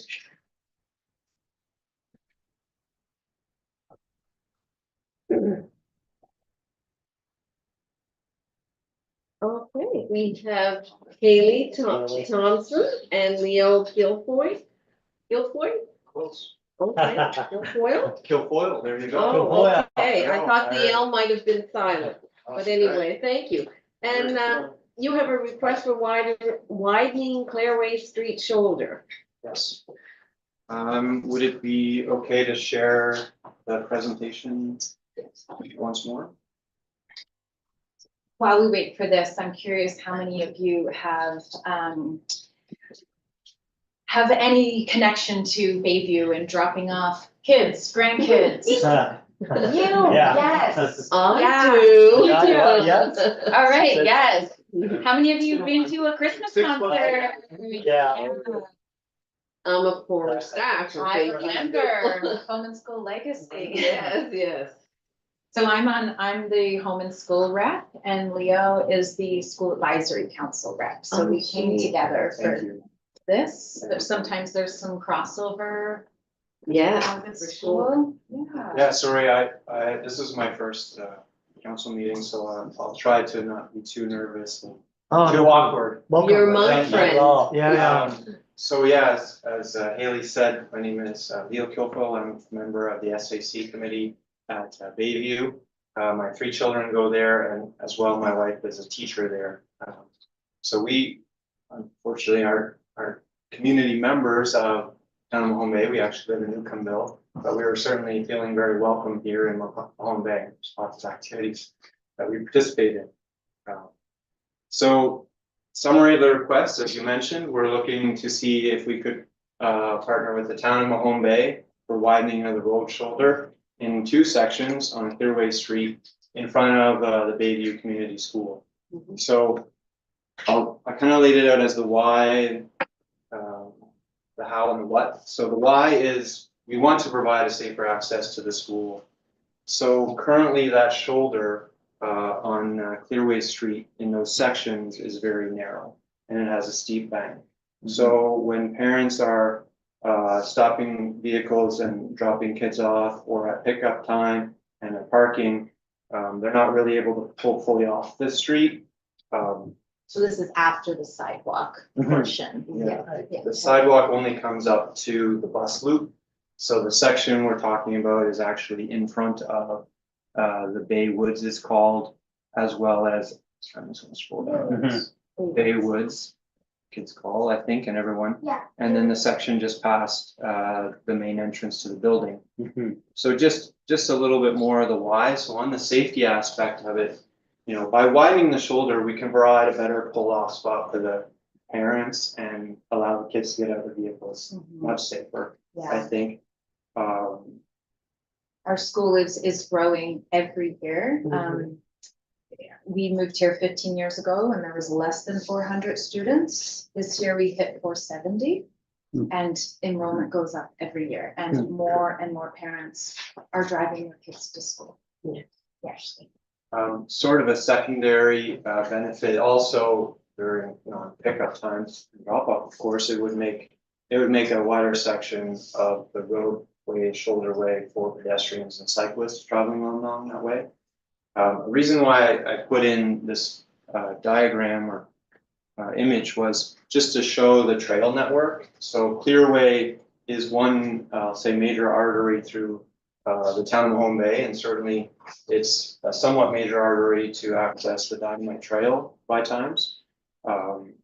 So going up that hill makes it a little bit awkward for anyone going from the school to access the Dynamite Trail. And the students do, we were chatting to some students today, and the students do walk up there for gym class. Outdoor physical education has become a mandate now. Yeah, you walk up, and the older, the junior high kids, they you know, so everyone's using this little pathway, and it's getting busy, it's getting dangerous for the. And when we started with this idea, we talked with Dylan quite extensively. And he brought up that there was an active transportation plan that was, I think, maybe considered possibly 5 or 6 years ago. That would have some plans to make a more accessible route along Clearway Street to widen the whole street, as well as put in, I want to call it divided bike lanes or walkway lanes. But we're talking like big dollars for that activity, and quite a disruption. So we sort of, I'll say, scaled it back and said, what could we do that's much simpler in order to make it more effective? So if we get into the how, you know, again, it's really just talking about the 2 sections, widening that shoulder, basically widening about 10 to 12 feet along 2 sections for a total length of 162 meters, which is about 530 feet. Not a great distance, but enough distance nonetheless. And it easily covers a section that really is used, that section in front of Bay Woods.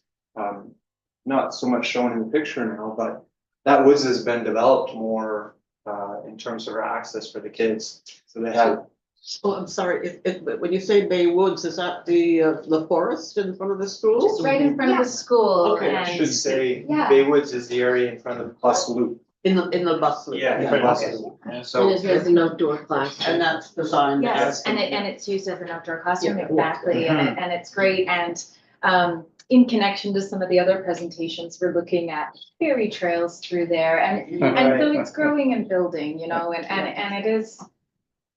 It's a school, there should really be a safe access to it. So you're seeing that corridor as really a place where parents are dropping children off yes, rather than a sidewalk they're using, It's normally fully covered up, because with there's so cars. many people getting. Yes. driven. Mhm. And the parking within our school and our drop-off lane, who's been through our drop-off Yeah. lane? Really limited. It's insane. Mhm. And we're at the bottom of the list through the Regional Center for Education to get really anything done there. So we're just trying to figure out workable solutions to keep the kids safe.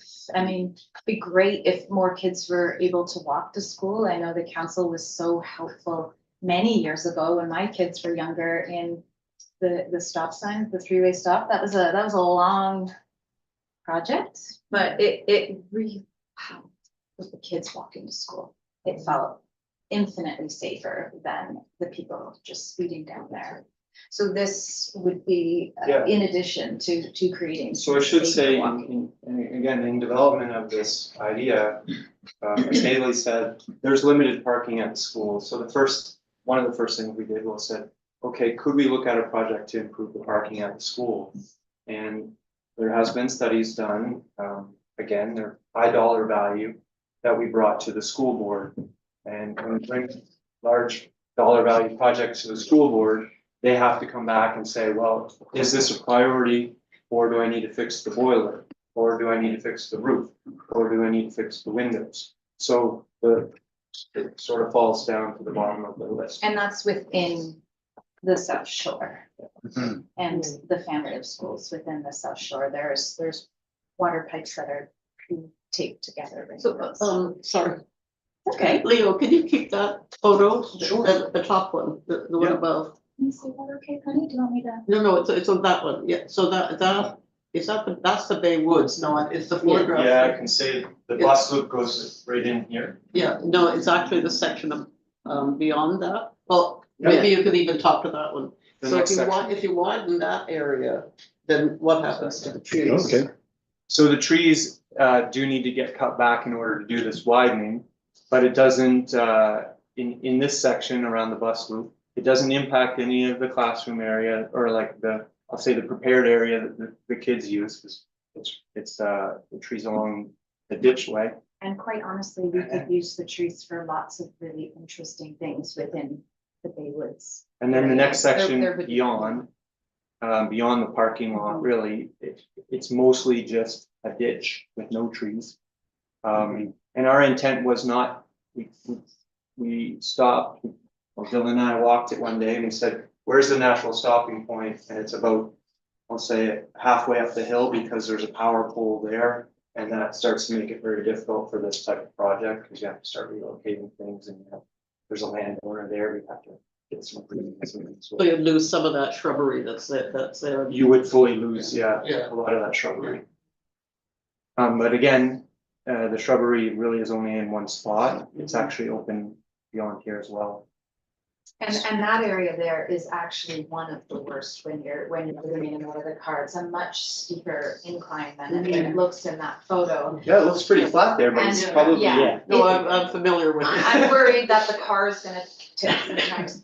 And then also coming down Clearway Street, you have large vehicles coming from a quarry, sawmills, fiberglass tanks made on Woodstock Road. So there's large vehicles, and I mean, it is meant to be a 30 zone. Sometimes people go 30. So you've spoken to Jonathan in Public Works and it's Yeah. a doable thing. You are right on the money. I'll jump you ahead. So the what here is the request, we want to request $40,000 to improve the shoulder That dollar value for the budget was come up by, through working with Dylan and Jonathan approaching a local contractor. And I'll say that the value feels much more approachable for an ask of this regard. I mean, high dollar value projects will probably quickly get dismissed.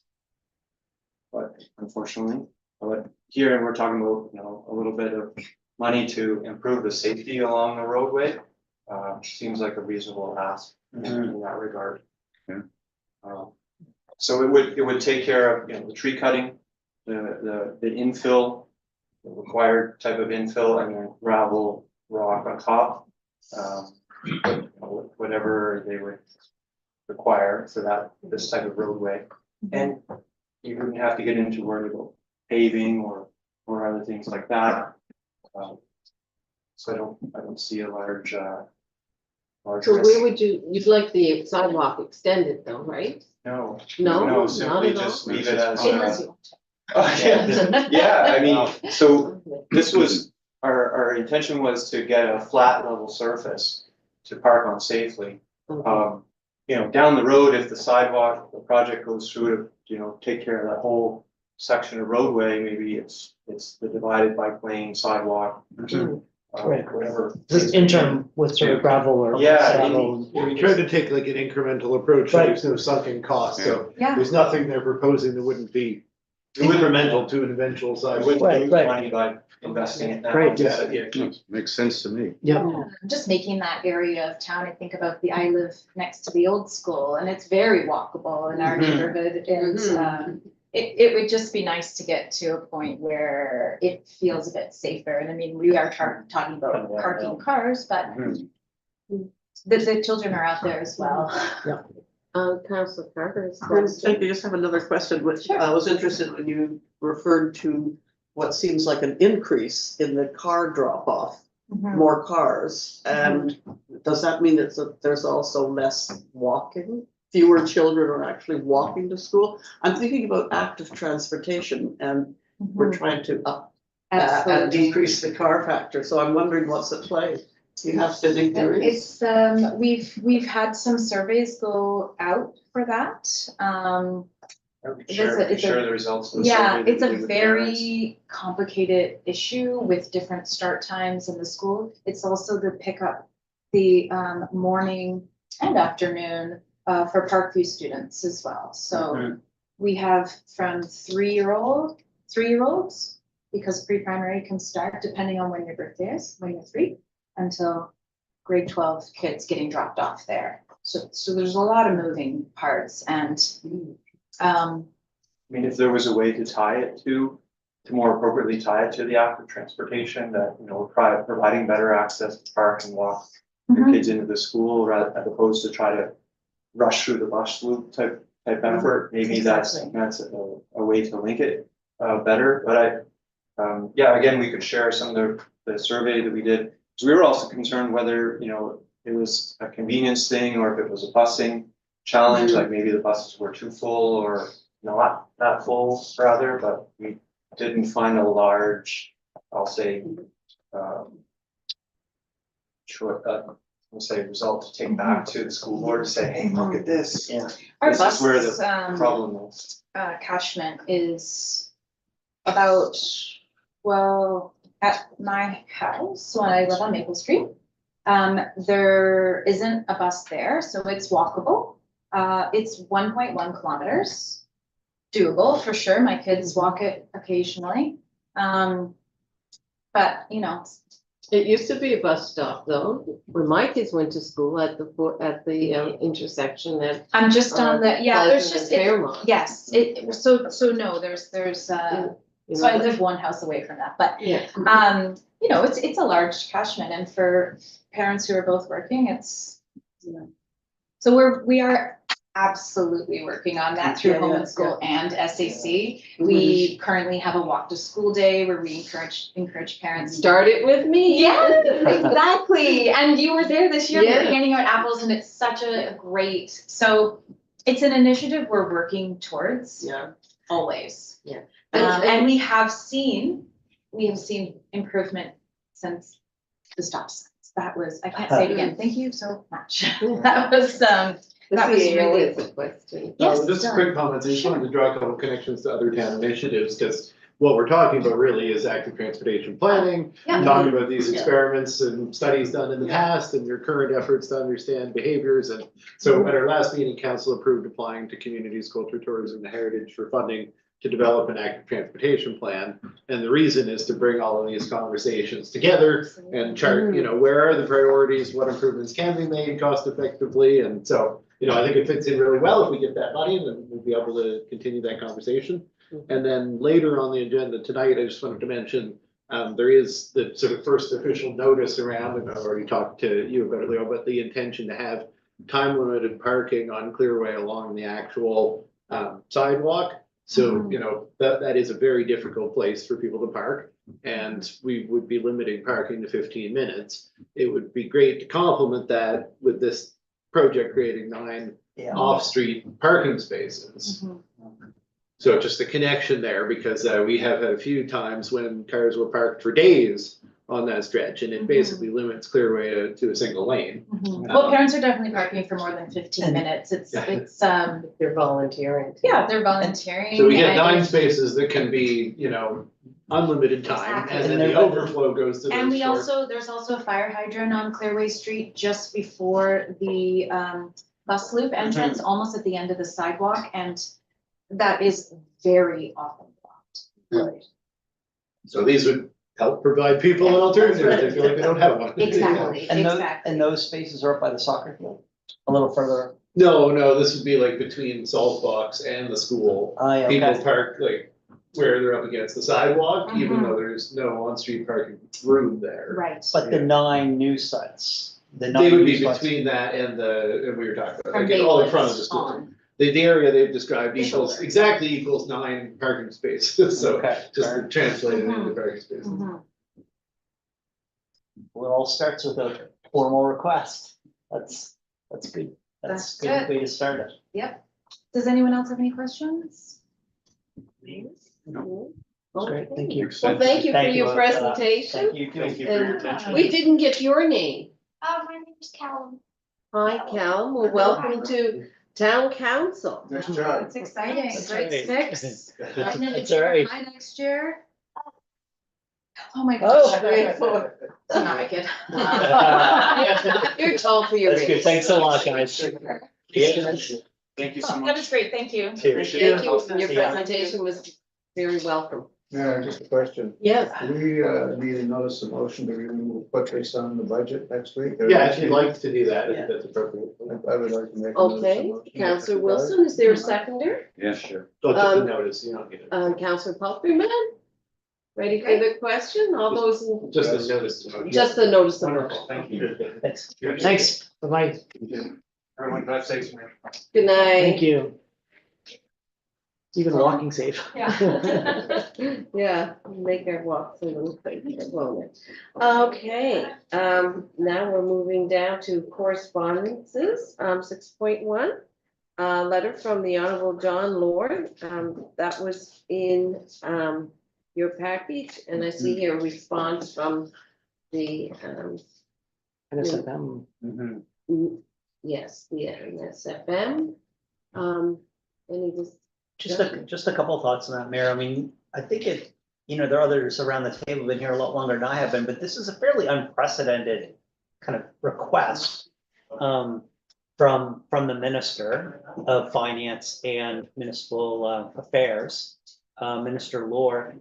I think the letter is pretty benign, but the response from NSFM would imply that there's more behind the scenes that may not be fully expressed in the letter. Certainly that seems to be the concern from NSFM. Mhm. So I wonder about, based on the NSFM response, it would be better for us to, defer this item and further conversation about it until the next meeting and wait patiently for NSFM's more robust formal response. I'm assuming that they're going to respond in a much more detailed way than the correspondence that they've attached. Well, the meeting I had yesterday with all the mayors, and CAOs. They want a letter of support. I think you did get a copy of the one from one of the hands. What's the hand? I No, I don't know if they did, I No. forwarded it to you. but I haven't Oh, heard back okay, from you on that. okay, sorry, it's one that, but, what, we had a sample of one of the, it was pretty benign, wasn't it? But in supporting, NSFM in what they're going to, present to, they are working on a meeting with the, deputy and the premier. But, I think they want something a little faster than our next council meeting, to have a unified letter, Councillor Carr. Well, I'm just reacting to Councillor Feeney's comments that it's a benign letter from the minister. I had entirely the opposite reaction, that it's not at all benign. I reacted that it feels out of place to me for the minister to be asking municipalities to fall in line by agreeing with the proposal, which I find palatable. So I would have moved to simply receive and file this letter and then deal with the NSFM separately. I said, I didn't make the motion, I said I would have. Yes. And deal with the NSFM letter separately. Councillor Wilson and then, Yeah. CAO. Despite the fact that I may agree with the approach of the government, I don't think it's our place to support a particular party's position on a particular issue.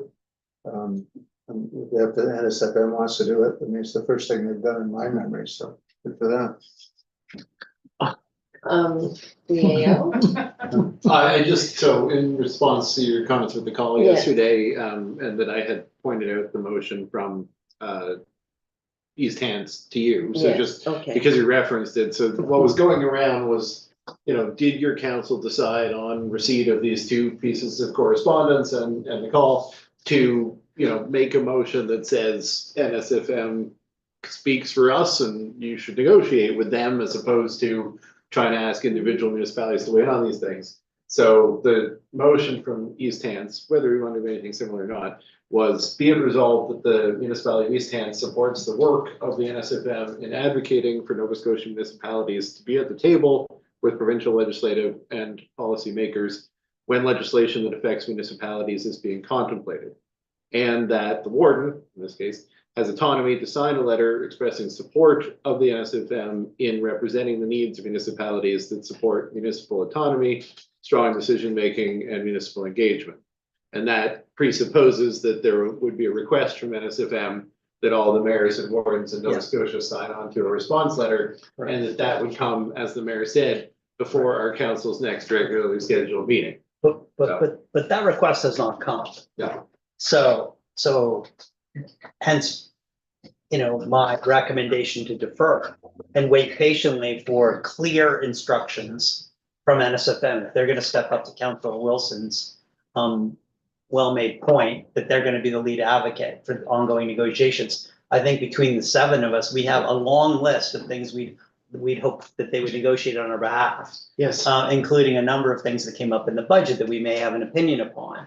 So if NSFM wants to step up and provide that advocacy level, like, we're all for it. Yeah. But I'd rather just wait before we respond to a theoretical letter asking us to provide some response. Let's just wait patiently for another 10 days and we'll get their letter and we'll make a decision then. I totally agree with you.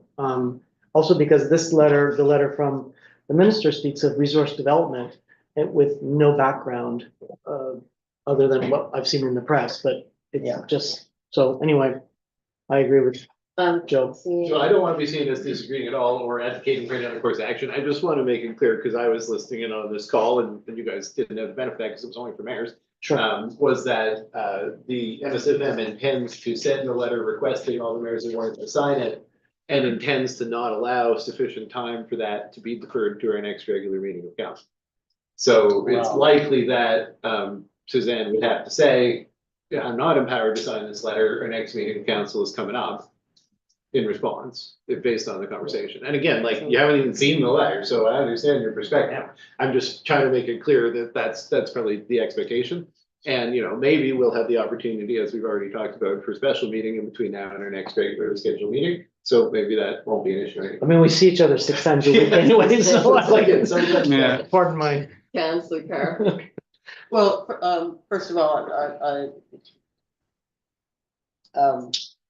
I do still would like to make the motion to receive and file the first letter and not respond to it. But the issue of the NSFM activities, is there a way of doing something in the meantime, authorizing the mayor to sign on behalf of council if it's been circulated to us? Can we do it by email, in other words? You can agree to have that convention, but I don't think that you can make a motion giving yourselves the power to agree to something by email. You can just make a motion empowering it, and then she can agree to require you guys to see an email, but. Yeah, because I think there would be some real concern about the idea of directing, like taking those directions offline, like formally. I see what you're Yeah. saying. Kelly, were you? I was just gonna second the motion. I would make a motion just to receive and file the parts, the letter from the minister. Okay. It's So- all moved and seconded and in discussion now, or? So, it's a formal letter from the minister. We can certainly respond, and I think it's our duty and responsibility to respond to a formal request from the minister, a minister who we rely on quite a bit. So I don't think we should poke the minister in the eye by simply receiving and filing and ignoring the letter. We have to respond. The question is, what will we say in our response? And I don't know what we'll say in our response. I'd prefer to wait until NSFM gives us some direction on what to say in our response. So if we could delay and respond when we have enough briefing from NSFM, I think we'd be well better off. We can't just ignore the letter. Councillor Coleman. I agree with that, with councillor Feeney's position. We just listened to Varian earlier this evening. One of the actions that we should be taking is on a unified approach. That approach isn't quite unified yet. It needs to be pulled together, but I see that in the draft letter or the letter from NSFM, that they're already qualifying what it means in natural resources and so on and so forth. In other words, needing clarity. And I think that's perfectly reasonable to wait until their position is clarified. But I do think we need to reply. And it is, in fact, the very essence of what Varian was talking about. We need to stand up united together. Right. Okay, any other comments? Councillor Carr? I don't understand how receiving and filing this letter stops us from standing together with NSFM. His letter says, if you are supportive and agree, I'm asking you to signal your support by letter or press release. So I'm suggesting we receive and file, assuming that we are not supportive of agreeing with his request. Councillor Wilson. Well, I don't disagree with Councillor Feeney's approach, but you have to think about the timing here, because the timing is such that what Dylan just said is we're going to get a request for you to sign a letter sometime in the very near future, well before our next council meeting. And that will preclude any waiting and discussing and waiting for us. It'll take months for NSFM to figure out what they want to do to start with. Well, fair enough. Well, I think they want to move quickly on this. Well, That's the, months, that's rather the than- feel like, They're also- Councillor Twana? So is it possible for us to do Zoom? We can't do email? When you get the more Oh. information? If the holdup is just us agreeing for you to sign it.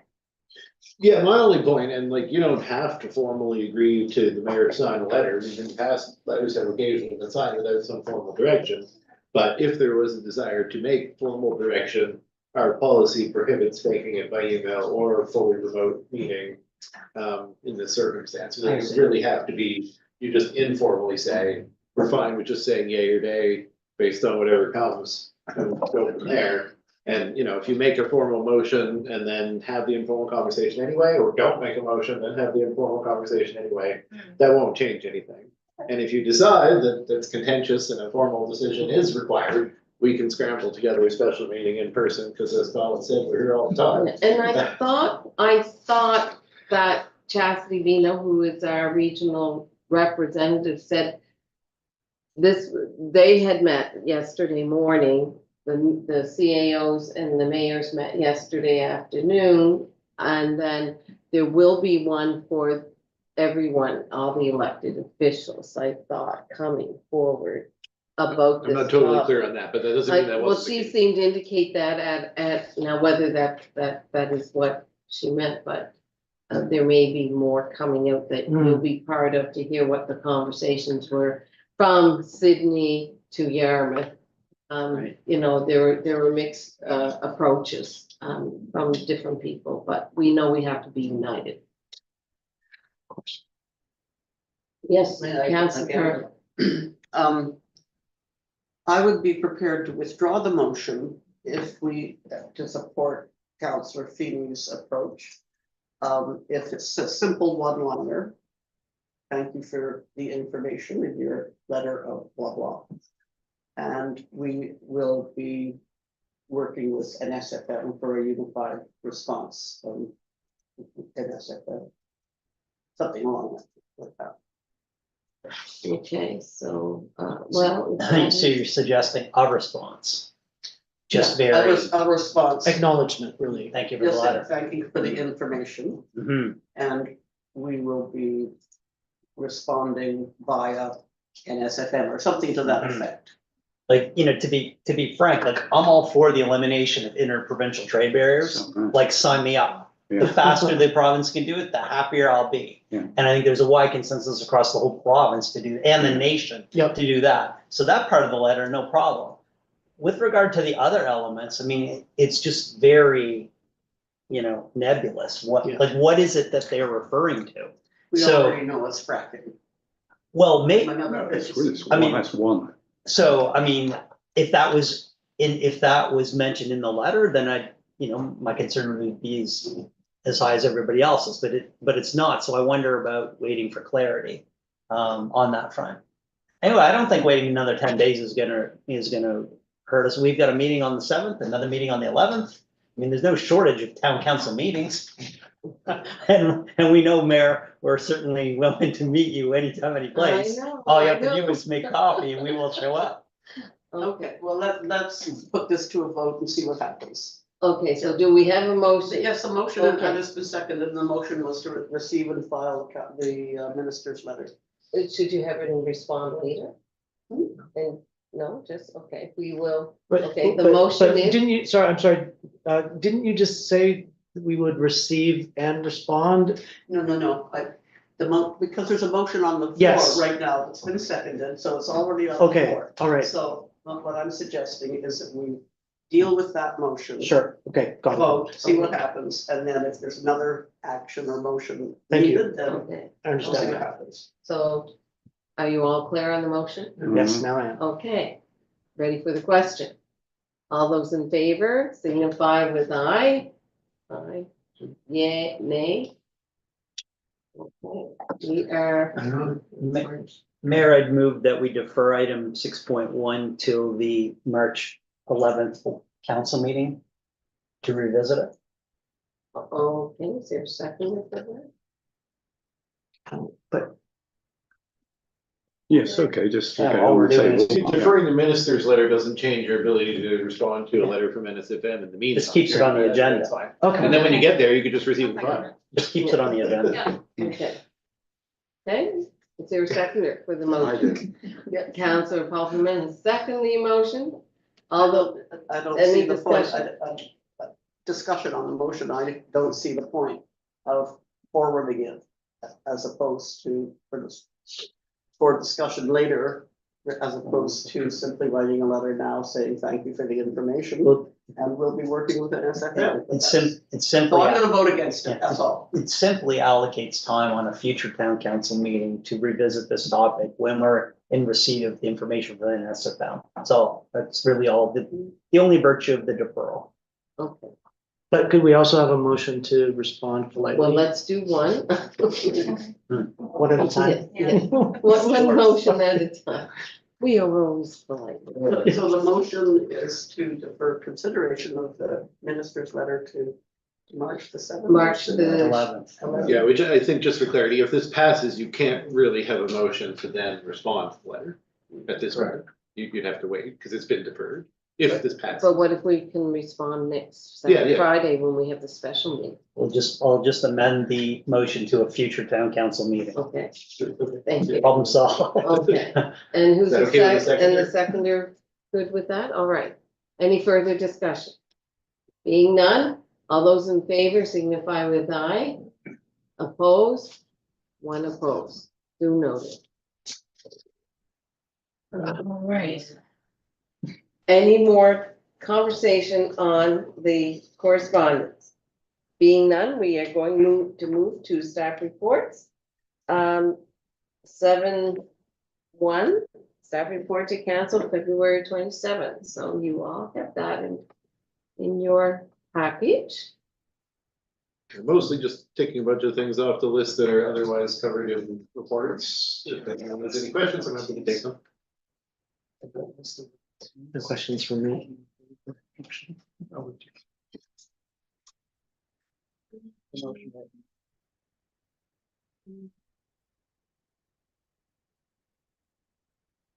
Four of them are covered in the. Five of them are covered in the next two reports. Okay, So your questions will be there. all right. I'm just going through them. Okay, anybody?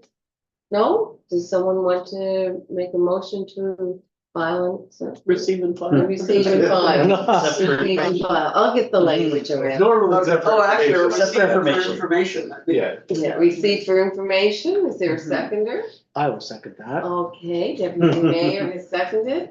Any further discussion? Being none, all those in favor signify aye. Opposed, nay. The motion is carried. Thank you very much. We will move on. Get my agenda back. Get my agenda back on. I don't have it. Okay. Staff report 7.2, volunteer recognition program. Yeah, so we were tasked to come back with this. This report was an interesting, we had Claire, our newest admin team member, did most of the putting together of this. And I realized it doesn't even have a recommendation in it. But to be honest, I think it's obvious the recommendation is that we move forward with what's being presented. And I'm not sure you have to do a recommend or a motion, so it's kind of at your discretion.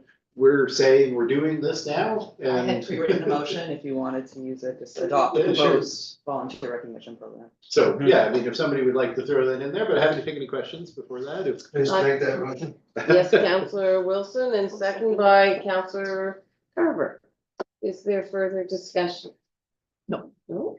Being none, all those in favor signify with aye. Opposed, nay. The motion is carried. Thank you. Moving on to staff report transportation update. Thank you, Mayor. 7.3. So we've got, as I said, four of the motions included in the report to council are just here. Okay. Mostly coming up on budget. There's a couple of them that were budget related, so we said we'd come back around to them before the budget. So there's analysis on all four included, and I guess slightly oddly, the request for direction are outlined at the end without suggested motions, but I think it's fairly obvious why we don't have suggested motions there, and the recommendations are outlined above, so Okay. happy to take questions, happy to see some direction expressed, either by motion or otherwise. And Right, so I'm having, I can't, for some reason, the link here is not opening. Or transportation. Yeah. There was an issue with the link not working. I fixed it Yes. this morning. Is anybody else? mine didn't work before, but it's working right now. Try refreshing it. Oh, refresh, like the little circle up there. Yeah. There was an issue with the link. It was just bizarre. Yeah, I always test them. It showed, and it showed as Oh, a there it is, hyperlink, okay, but it just, worked. but it was fine in my end. Yeah, it was always fun. on mine. So, Mayor, I'd loathe to break our protocol about, in the absence of a motion, I'm wondering about introducing a brief discussion on some of the items, if you'd indulge me. Oh, so we agreed to that in our council policy. Yeah. So, as you know, I'm loath to not support requests from the Legion. But I do wonder about supporting the Legion sidewalk at a cost of $2,750 annually. And I wonder if we might benefit from further conversation with the Legion on making sure that our support for the organization through the banners that are a new initiative led by Gary Siliker, our support for the Remembrance Day ceremonies. I just wonder if this particular investment is and financial support is really what is really optimizing what the community benefit and really what we can do to support the Legion. So I'm a little reticent to fully sign up to the Legion Crosswalk initiative without a little bit more conversation with them about what we won't be able to do, knowing that every dollar does have to be allocated. Deputy Mayor. I agree with you. And I would also add that I don't believe that something that you can walk on and drive over and potentially easily vandalize with a truck or a car is a way to demonstrate respect. I see the LGBT crosswalk is almost gone now, right? So the colors fade over time. Motorcyclists, I know, don't like the ones, especially the 7 feather one, because it's so glossy and slippery.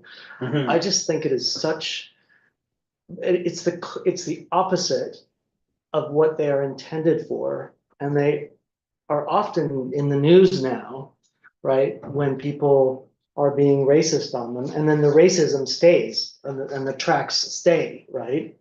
So I just think not only cost wise, but principle wise, I think driving over something and walking over it and potentially easily vandalizing it, I think flags would be a much better investment or other types of recognition, but something that we tread on seems counterintuitive to me. So I just wanted to add that to your financial. Well, as you know, I've spoken against the so-called decorated crosswalks cause supporting. I don't think they're appropriate, as has just been mentioned. There have been numerous studies on the subject. For example, whoops. Oh, paper everywhere. Okay. Crosswalk safety in Nova Scotia. Okay, major studies. And these studies have a consistency to them, and consistency is in fact the word. The task force recommends the provincial, municipal, and traffic authorities install crosswalk treatment based on technical merits and national standards to ensure consistency and uniformity for drivers and pedestrians. And that theme runs through. There are many other quotes along those lines. There's also a question of visibility. For the visually impaired, the darker colors are just not as visible. And so for a variety of reasons, I think it's a mistake to be according crosswalks or road safety devices for cause support. Nothing wrong with the causes. Of course, yeah. All in favor of flags and demonstrations of support and so on and so forth, but not on crosswalks. We have too many different crosswalks in town. This is confusing, the very thing we're not supposed to be. So I would be in favor of, as was originally proposed by Councillor Carver, the zebra crossings be the standard crosswalk in the town. And in fact, there's probably room for some more for a discussion at a later stage. Okay, Councillor Carver. Thank you for that reference, Councillor Palfreyman. Yes, because that certainly is my preference, and I've always had concerns about the decorative crosswalks, partly because I find them very slippery, even though apparently they are painted with slip-proof.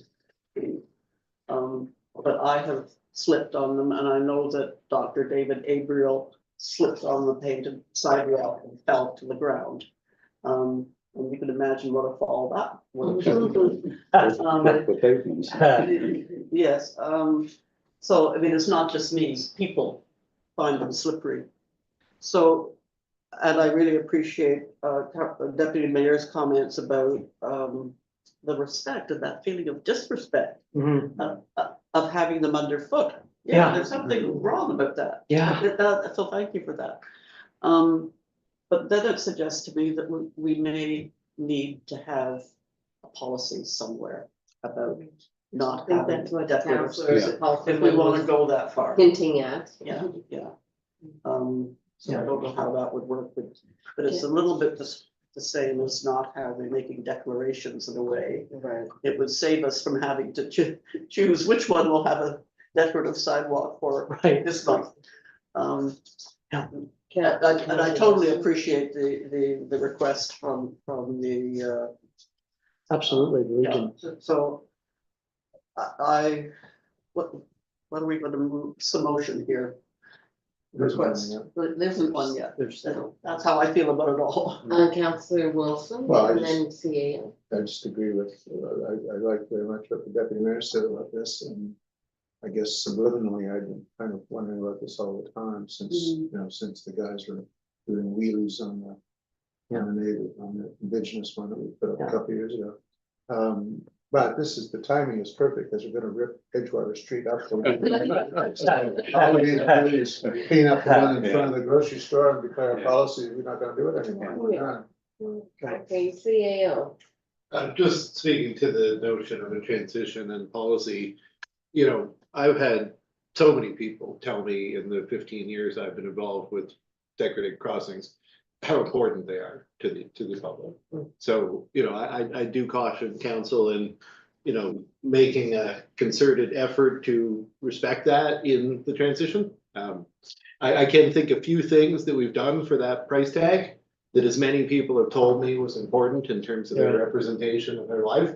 And it's remarkable how many people have actually come up and thanked us for that. So, Well, I want to put that perspective there, especially for the newer members of council. okay. Not to say we shouldn't do it, it's a cost, I'd love to cut costs, obviously, but it would need to be managed in a policy and communications way as opposed to just a cost saving measure, I think, yeah. So just one thing, Yes. in 15 years though, hate crimes and racism and all of that have skyrocketed, right? So the times have changed, right? And they are being used. I'll speak of the one that's supposed to represent me is being skidded over all over the place, right? So I think the times have changed, and we should think about that in this kind of hyper, what's the word? Amplified racism and all this stuff that's going on across the country, and flags being burned. So, yeah, just contextualize it that way. Well, and not to lose sight of the fact, Mayor, if I may, that there are other ways of doing the same thing. Yeah. Oh, yes. Flags being one of them, Absolutely. you know, Yeah. whatever you want. But Absolutely. I get the point that driving over something and walking over it is not necessarily the most complimentary thing you can do. Councillor Feeney. Mayor, I think there were a lot of other items in the memo where there's, you know, substantial momentum, and I'm certainly looking forward to seeing them proceed. On the matter of the introduction of the time limited parking, I'm all for it, and certainly supporting moving that along this evening if possible, if there's a consensus around the table. Maybe just to kind of move us along, I'd like to start by making a motion that the matter of the notification of the initial introduction of the time limited parking be made. Yeah, if I could just suggest a motion, Joe, if you don't mind. Fair enough. So if you're inclined to say that what we're requesting here is that we use public notification as opposed to individualized notification with respect to the initial rollout for all of Main Street, then I would say that council directs staff to proceed with the introduction of time limited parking on Main and Clearway streets with public notification to, you know, all community members via regular channels of communication. Because the concern here is that we have a prior motion saying we need to notify individually property owners within 30 meters. But for the initial rollout, that's most of the community, and it's not, staff are suggesting it's not a practical method of notification. We can get people's attention through public communication channels. Kelly, can you wordsmith that? Tomorrow when I watch. You, that. everyone, so that, you know, following that theme, I'm certainly supporting. You gotta get a second, so no- If there's a second. I'll second the motion, but I also have a question about the timeline. So the communication will be public information as opposed to dedicated contact to all the people, all the property owners involved. So the communication would be all standard procedures, including social media, town hall news, letter, code red. Yeah. Yeah. Code red, okay. So what's the timeline between the receipt of the town hall news and the implementation of the, Well, we make sure the public notification period started at least 60 days prior to the introduction, which was the original spirit of Okay. that motion. But then also we could follow it up like with some yeah, reminders. and then reminders, yeah, okay. So that's pretty. Next good. week it started. Yeah, and it covers all modes. Yeah. Councillor Torrance? So, what's the time limit on the parking? Yeah, it's a good question. So, you know, the intention has been for Main Street, on-street parking to be limited, but all the parking lots and side streets to remain unlimited for now, and then we'll see what happens with the parking on Main Street. That limitation was suggested to be 90 minutes or 2 hours. And if council has a strong feeling between those two, it's pretty arbitrary as far as I'm concerned. Um, Did Sorry, you I have have a second a one. supplementary? I do. Has anyone thought or discussed how it affects any of the businesses on Main Street? So I can speak to the rationale for this, I mean, it was exactly that was being considered. So in the planning strategy and land use bylaw update, the council removed the requirement to have off-street parking in the commercial downtown. And so in understanding of that, the importance of having on-street parking be available for people accessing retail businesses, restaurants is considered paramount. A fair portion of the on-street parking is taken up by long-term parking of employees in those businesses or residents on the street or visitors. Amounts to the need to keep parking available for retail businesses now that they do not have off-street parking requirements. The council enacted the parking bylaw in the first place. We have a lot of bikers who park their cars and go to Lunenburg for the day, come back, Right. drive back home with their car. So they've spent their commerce in Lunenburg. Yeah. And then it's blocked, accessible parking for retail. So what about, say, the inns, when they have a certain amount of rooms for rent? And then people come in their cars, and if there's no street parking for them, are we reducing the amount of parking spots they're required to have in order to have those units? So I mean, I can speak to that. In terms of accommodation, they're still required to have off-street parking for every unit that they're. Like, so the off-street parking limitation was around retail operations. So an accommodations business still has to have off-street parking equivalent to the number of rooms. Councillor Copeland? Just to back up a little, I don't think we've passed the motion on the crosswalks. We didn't Not make yet, one, not we yet. just Not yet, we're discussed, working we down just the list. discussed it. We just discussed it, but Yeah. without a motion. Councillor Feeney asked permission to do that, and then, We're still in discussion Still in then. discussion. Okay, fine. Yeah. Yes, I just want to be clear on that part of it.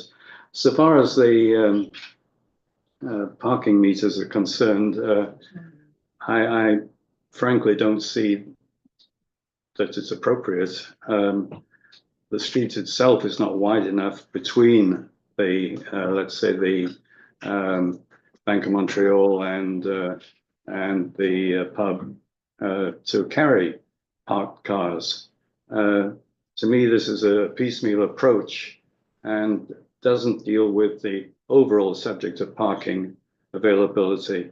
I think we need a comprehensive plan in the town to cover parking and not installing parking meters along what is already a too narrow strip of road on a provincial highway.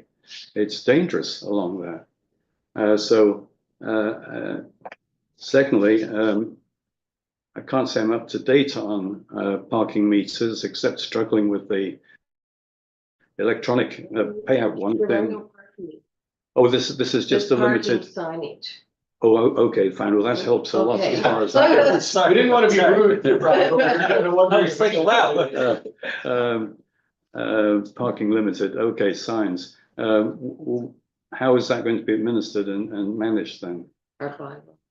Yeah, there Well, will be yes, but- regular, random, recurring checks and the standard marking of tires. taken of Yeah, photographs. without part-time bylaw officer as and when he happens to be I mean, around. I mean, That's how all really, So, yeah, really. If council Um, feels that people aren't obeying it, then you can step up the bylaw enforcement to do more patrols. Councilor Feeney? Just briefly, so, putting it in context, this was the grand bargain. Like, this was the compromise that was agreed upon when we crafted the land use bylaw. And we addressed the concerns of the Mahone Bay Chamber and many of the businesses in town to eliminate the parking requirements. And part of that give was that we were gonna have this time limit. I think to Councillor Tuano's point, we've never really made the decision on 90 minutes versus 2 hours. And we kind of talked about a 2-hour maximum limit, which if I had my choice, I'd rather go 2 hours, give people plenty of time rather than having them come in every 90 minutes. But if this doesn't work, if there's a bunch of tumult, we'll deal with it and we'll amend it. But I do think this was clearly communicated to the business community at the time of the parking bylaw and all of the changes. There's no surprises. Everybody knows this is coming and they know that there's going to be some time limitations. If there's going to be further time limitations on Clearway, based on Dylan, your commentary around the parking around the school, fair enough as well. But this is really on Main Street tonight. Is that what we're Well, trying so to? I'm asking that we go ahead and introduce the Clearway parking limitation at the same time. At But the it's same a time. different thing. I mean, on Clearway, there should be no Right. parking and the school is begging us to keep it available for drop-offs. So the compromise is we'll sign it for 15-minute drop-offs. And, that's, there really shouldn't, I mean, there were vehicles there for 3 days straight, just blocking half Clearway Street. So we do need to do something there. I take your point about 2 hours, and we did decide actually on 2 hours over 90 minutes because of the restaurant, so that actually was discussed, and I'm sorry. And it was a win, I thought, Yeah. for the businesses at the time, Yeah. in the Yeah. discussions, it was a. So 2 hours on Main, 15 minutes on Clearway, that's a different issue. Was the school consulted in the parking change? Do they know this is coming? Because, I mean, the school The- advisory they committee, the didn't folks see- who are here okay. tonight are the people that I've talked about it Okay. with, so they're all Okay. aware of it, yeah. okay. Yeah, I'm just wondering because when volunteers come to the school, where do they park now? I 'Cause mean, they're usually surely there the for an school hour or bears some two. responsibility to provide parking, but And I there's think not the enough answer parking to your for the question, staff. if you're concerned about the amount of parking, is we had a request tonight about what we could do to expand the parking. Yeah, And that would be preferable to people parking in the middle of the street. okay. So, like, I think council can take that request for what it's worth and you can decide on it, but I think if you're concerned about parking on Clearway, the answer isn't to encourage people to park where there isn't room to park. It would be to try to find ways to create more options, I think, and we have a suggestion for that tonight.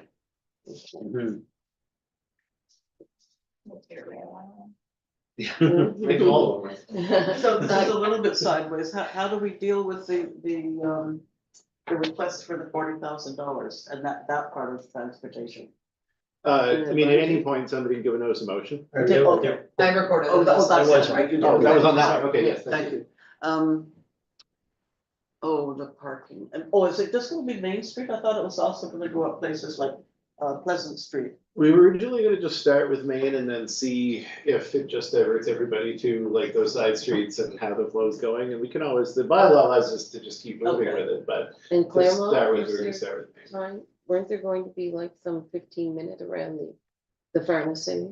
Or like half hour around the pharmacy area to allow. more Happy to do it if the accessibility? pharmacy were interested, like, we haven't had that conversation, but it's quite simple to do it, in that case, we'd follow the original 30-meter 60 days notice thing. Like, we'll always keep adding and changing the Right, sign. yeah. I'm really just asking staff have been empowered to do this anyway, now in Right, bylaw. okay. I'm just asking to change the notice requirements in this one case because it's so many people, like, that was really the only request here. So any of us, including you, could bring it back to council to expand off Main Street. I mean, if we. Yeah, and counselors can always ask about it, and I could also do it. Yeah. Right, but it would have to be at council direction to No, expand. the motion around the notification was that it now would be able to be done by staff, but we'd have to give Okay. people 60 days written notice. Okay, if that happens, could you give us notice for this? Yes, and presumably anyone who doesn't like it will appeal and it'll come back to you before we do it. Thank you. So that, I think your intention was to set up Fair an appeal. enough. mechanism. Okay. Mayor, I think there's some consensus around that item. Yes. And then we can, maybe have this vote, and then we'll move on to mirrors. I think that's the next issue. All right, do we have a motion? We do, and I think we even have a second. Second. We just need a vote. Okay, so who's the mover? I think I You moved moved it. it, and you I moved sec- it, was- and I was the second. and you were the second, okay, just want to be sure that Kelly had that. Okay, great. Any further discussion? This is on the mirror?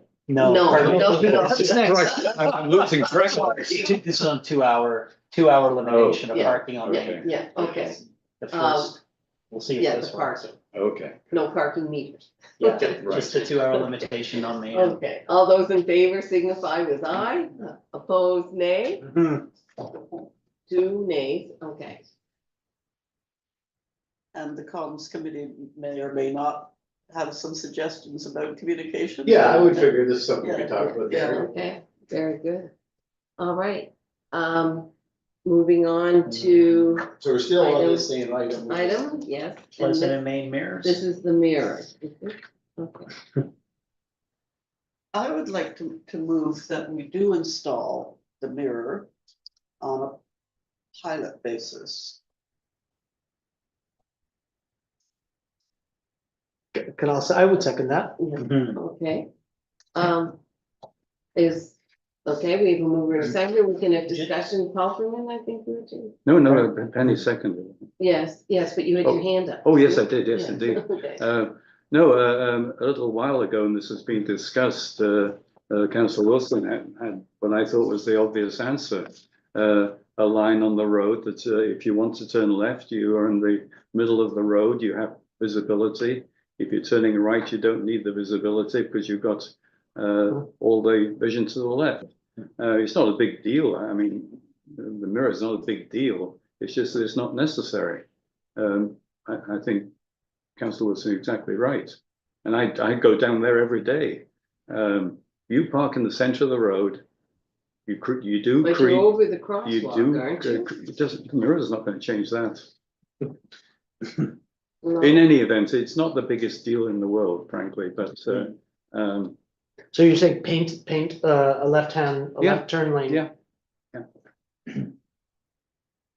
Oh, Councilor Hughes, sorry. Mayor, the intersection of Main and Pleasant continues to, we struggle with that. I mean, we thought we had an elegant solution. We thought it was gonna be $30,000. The Oh, budget yeah. came back, it was $175,000. It's probably $250,000 if we went to the market again today, teeing up the square. And I do think the traffic authority and staff did a great job on a plan, but it was a ridiculous amount of money.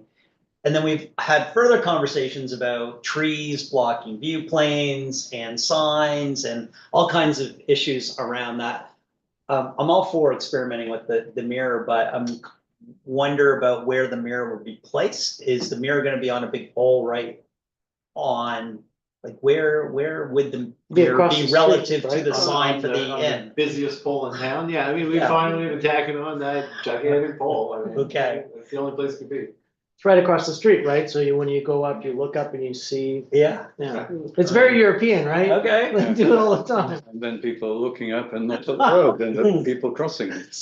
Oh. So, I mean, that's the recommendation from, The recommendation is that if you're going to do it as a pilot. Yeah. And the rationale would be that we can't do the reconfiguration of the intersection until we do the water wastewater work.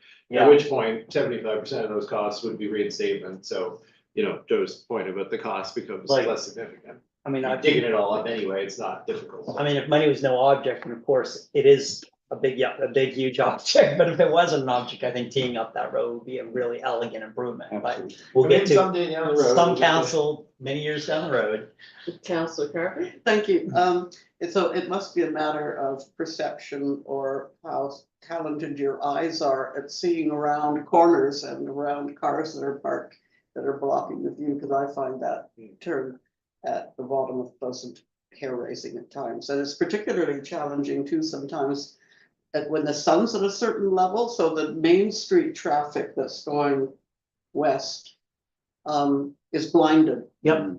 And I've had that experience both as an almost dead person and as a driver.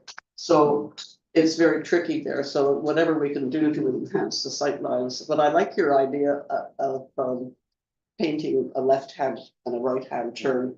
Yeah, I seriously worry about a mirror, because if I'm looking up at a mirror on a pole, I'm not looking at the road where the people are. And you're right by a crosswalk. I mean, Yeah, I mean, they cited in the report that the HRM doesn't use them in part because of liability considerations. yes. So I understood. I think I made it pretty clear that this is not really the thing I would recommend doing, but it's the thing that council can agree to doing, so. They're all over Europe in every single European country with quirky roads and stuff like that. I mean, let's try it for 6 months. Yeah, I mean, I don't think everybody's gonna be like Councillor looking up. Carver. Just one more comment about whether or not that it's easy to make that turn at where your eyes are looking. So my experience at that turn is that I'm so busy looking right to see what's gonna hit me from the right side while I'm trying to turn left, that then I worry I'm gonna kill a pedestrian. Cars come so fast, you can barely look one way before you gotta look Yeah, back the other absolutely, way. yeah, so. It definitely is blocked. Councillor Wilson. I think everybody needs to go and drive in China for about 6 months. Where you're like left, right, and up. Cairo. Cairo, yeah, that's a good one. Yeah, okay, are we ready for the vote? I hope so. Okay. Insert the word Comcast. This is to install it on a trial This basis? is to, Okay. for a pilot. All those in favor signify with aye. Opposed? 1, 2 opposed, okay. Yeah. One more thing to vandalize in town. Sorry to call your attention back to the original motion of September 10th, but now that direction has been given on the mirror, per the report, it's still our intention to proceed with the order to remove the vegetation. Yeah. Unless otherwise directed by Oh, is it council. still? Oh, yeah, that's never changed. Nothing we're doing has changed that. I was directed to wait until council reached a decision on the mirror Oh, Refraining from any action on vegetation. until this decision was made. And now you have to give me further direction if you want me to not do what I recommend doing and have consistently recommended doing, which is remove the bush. It's not the bush, it's cars that are the problem. They can both be the problem. I feel no compulsion to add anything, any commentary. Just gonna wait and put my hand up and ask to vote, one way or the other. Bush is old enough to be a tree. So- So put it down. Dylan, on that item, can you just share with us again the, the mandate and the legislation that requires our staff to go around and review the foliage everywhere in town periodically? Like, there was a reason why we came to the conclusion that there needed to be some direction on that. And it wasn't just on that intersection, it was all throughout town, right? It's something we do every year as per the MGA. We go through the entire community and review areas of vegetation. We send orders to people to deal with problem vegetation, and if they don't do it, we come around and we do it. In this case, I believe Jonathan reported previously that there were 20 some notifications that went out. Only one case where we have not achieved compliance. You all received pushback directly to council on that one and directed us not to proceed. Normally, council would not become involved in these. So that's the standard process. I'll bring up the MGA reference here in a second. Yeah, I just have a question. Yes. Because my experience driving around town is that there are a number of intersections that are maybe, well, very similar in terms of the obstruction of your view. I think about the B&B on the corner of Fairmont and Main, where when you pull up to look left, there's a fence in your road and you can't see anything. When I come down Spur Street and try to look left, I can't see anything because there's a board fencing off the property.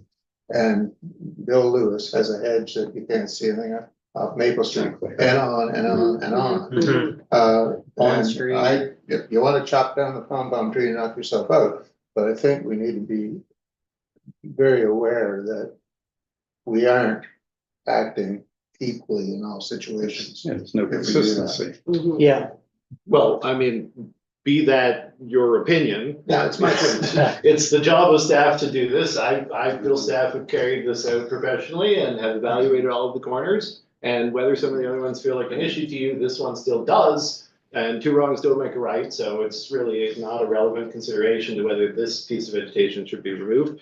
Also, the MGA referenced dangerous vegetation in section 321.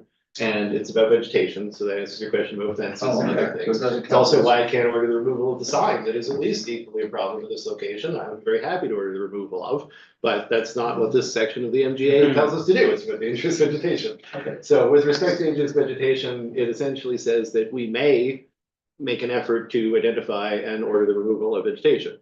But because it does say that we will do it, if we don't do it and there's an accident, I do feel that we can be felt to be negligent. Mhm. So there is a responsibility implicit in the ability.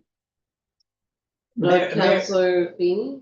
Mayor, the original motion to defer was really based on council wanting staff to come back with some budgetary projections on what teeing up the intersection would be, which would resolve the issue without chopping down the tree. And staff did that, and they came back with a number that we couldn't move forward because it was just too punitively high. So the fact that was really the driver of the deferral of the decision, but it's decision-making time tonight. So. And you weren't going to speak to this. So, well, I mean, so I think the historical context matters. I mean, the reason why this is still being discussed tonight is because the council asked staff to come in a number of steps and provide council with the information so that we could fully have what we needed to do to make the decision. But in the absence of knowing that we're gonna tee up that intersection, and given the fact we had a presentation tonight around safety at the school, and we've got any number of safety initiatives we're talking about, like, I just don't know how we just say, you know, save the tree when we have a staff report saying it's a dangerous intersection. I mean, I think this is one of those unfortunate circumstances where you just have to, you're gonna upset some people, and I don't think anybody wants to do that, but I mean, what's the alternative? We have an accident on that intersection, and then they're combing through and FOIP popping every council decision, and the decision leads to further harm to the community. I'd be worried about that. Okay, Carver and then Wilson. I'm prepared to make a motion to direct staff to act on the recommendation to remove the vegetation that is impeding their visibility of that. Do we have a seconder for that motion? Yeah, I'll second it. Second by Wilson, and Wilson, you had Well, yeah, I do a couple of things. One is, I was the one with the pictures that said it isn't really a problem. Mhm. But it is, even when you turn left, it is an impediment that you can see, but you can't see as far as perhaps you should be able to. But I differ with Councilor Feeney in his, as you would say, cadence of how things transpired, because I think the decision to defer the chopping down of the pom-pom tree was, while we waited for the verdict on the mirror. And the implication of that was, I think, that if we, as a group, agreed to a mirror, we would not chop down the tree. that's what I thought. Now we've got a mirror, but we still want to chop down the tree. Now, having said all of that, I think a mirror is a kind of a dubious approach anyway, and we probably should chop down the tree. And just take our loss. CAO. Just to say, like, It's interesting. I would have been totally fine with you guys saying, put up the mirror and then we'll revisit this again at the end of the 6-month trial period of the mirror. Like, that's totally your discussion. I'm just saying that absent any direction, we're gonna do what we initially said, and that's what I'm saying. The motion technically said, now we're absent any direction, you'd have to give us direction to countermand that. And further to the point about the cars, I mean, I'd love to extend the yellow curb line at a very minimal cost to remove one of those parking spaces. If that would further enhance the safety, it's very cheap. Are you speaking about the left-hand turn lane? It would On be the right. past the fire hydrant towards the. Yeah, Oh, right, I see. because that's the other You thing. get long Like, Yes. never in the bush, there's a car there, so I understand your point. So I We can actually, easily extend that and lose one space. If that's the council direct me to do that, we'll do that. because the tree doesn't bother me because Well, I'm it's not not an high, either or. but I guess if you're in a lower car, yeah. No, so like, I'll They stand were corrected trucks. if that was the impression that council had at the time. Does anybody remember, like, when was that motion made to defer? Was that made on, was that a this council decision or that was? September 10th. It's in the- September 10th, okay. Previous. Well, I mean, like, what's the theme? Do you want, if we're moving forward with the mirror, we can give it 6 months, it's not. What do you wanna Well, do? we have a motion on the table to I'm happy to remove, withdraw the motion if remove the. there's consensus palm on. tree, yeah. Whose motion? It was, It was- it was Carver's and That's you right. second. That's what Oh, I just didn't want to. No, that's right. Council I Kaufman, said is second. your hand up? Oh, sorry, no. We've had our comment period now, I guess. All right. From that point of view, I think removing a car first and looking at the mirror and see how it works is a Okay. better way forward. I agree. So taking away the parking space? Yeah. Okay, okay, so we have to vote on this motion, Or you withdraw it. or you withdraw it. No, I'm not gonna withdraw it because I think that we received a recommendation from staff and that they are the ones who are assessing the safety of that intersection and I think that I've made a motion to support that recommendation. Question, Yes, it wasn't a recommendation, it was just a process you were going to follow, not a recommendation. Yes, we don't need to recommend it Right. because it's staff that would do this Yeah, normally, so, yeah, yeah. so it's not a recommendation. So they're gonna do it anyway. Unless countermanded by the motion that Well, somebody they- would presumably make if this motion fails. Yeah, they would have acted if there wasn't a request from the business owner not to. Well, no, that wouldn't change anything either. It was council's decision to stay the process that changed it.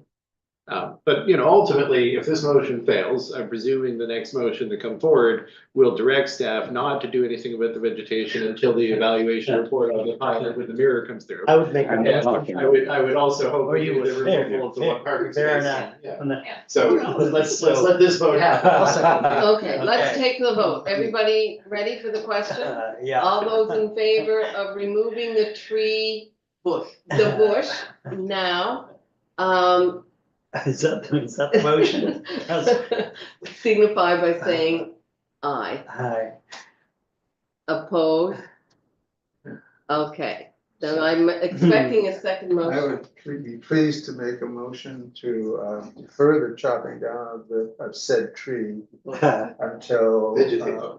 we have extended the no parking zone by one car to the east and put in the mirror and have 6 months to evaluate the results. Is I'll there a second that. second, or seconded by the deputy mayor?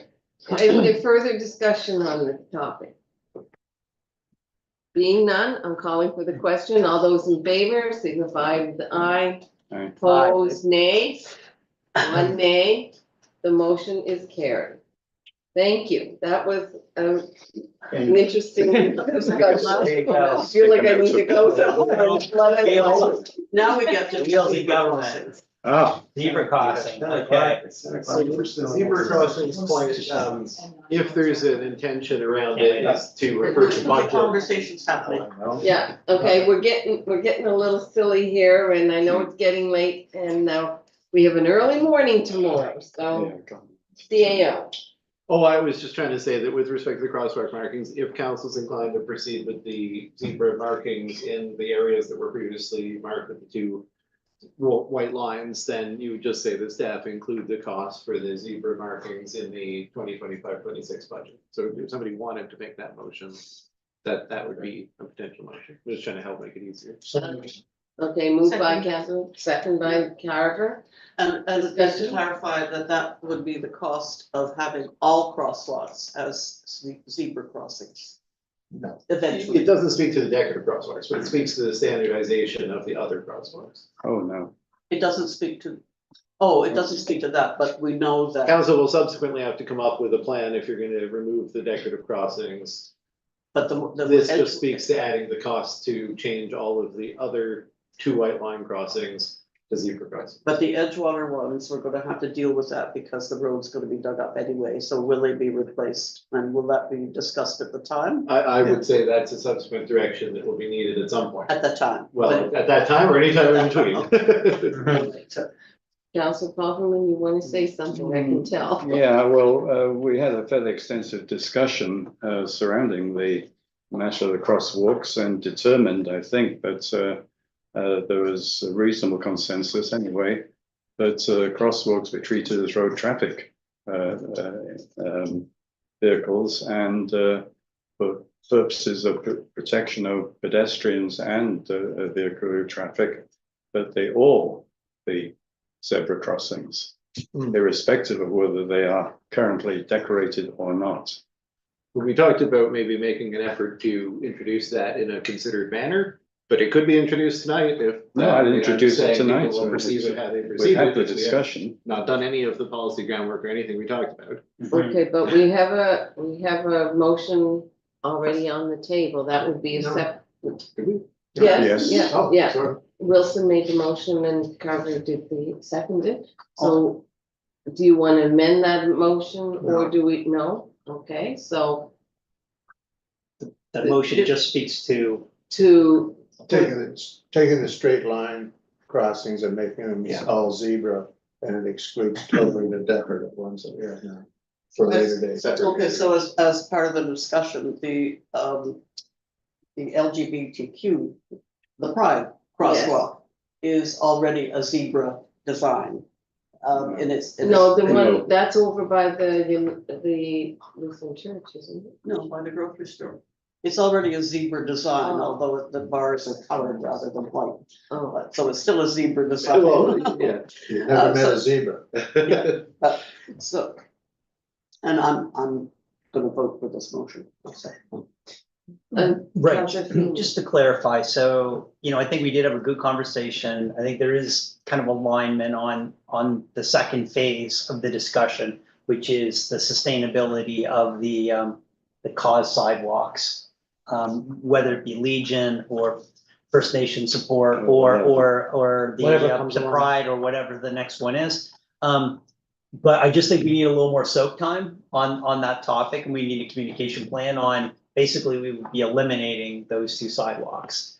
We would be removing those three cause sidewalks using that vernacular. And I think we would need to have our messaging organized, we need to have our rationale well designed and thought out, and then we'd want to communicate from, I think, using the language of public safety and consistency and policy and traffic and the studies, provincial studies and those things. So I'd prefer to separate these two discussions and defer the second one maybe for a future meeting, or maybe we want to have it at a policy discussion. Counselor. But the motion as it's been phrased, which is to refer the estimated cost to budget discussions, doesn't.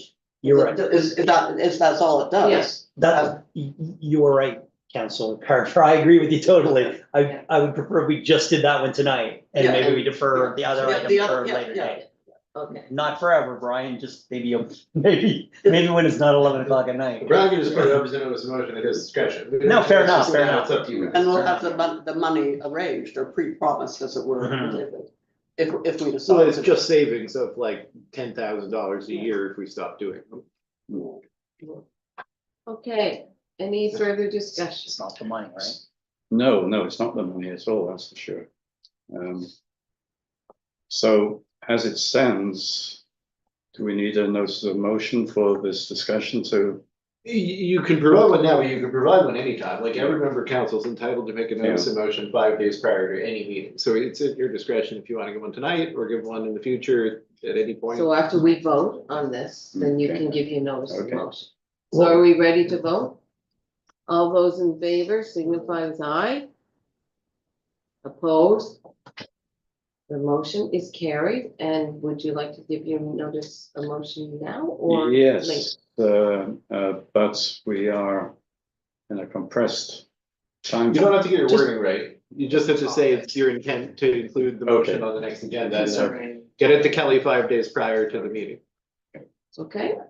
All It basically just earmarks the reminder in the agenda. Okay. right, okay.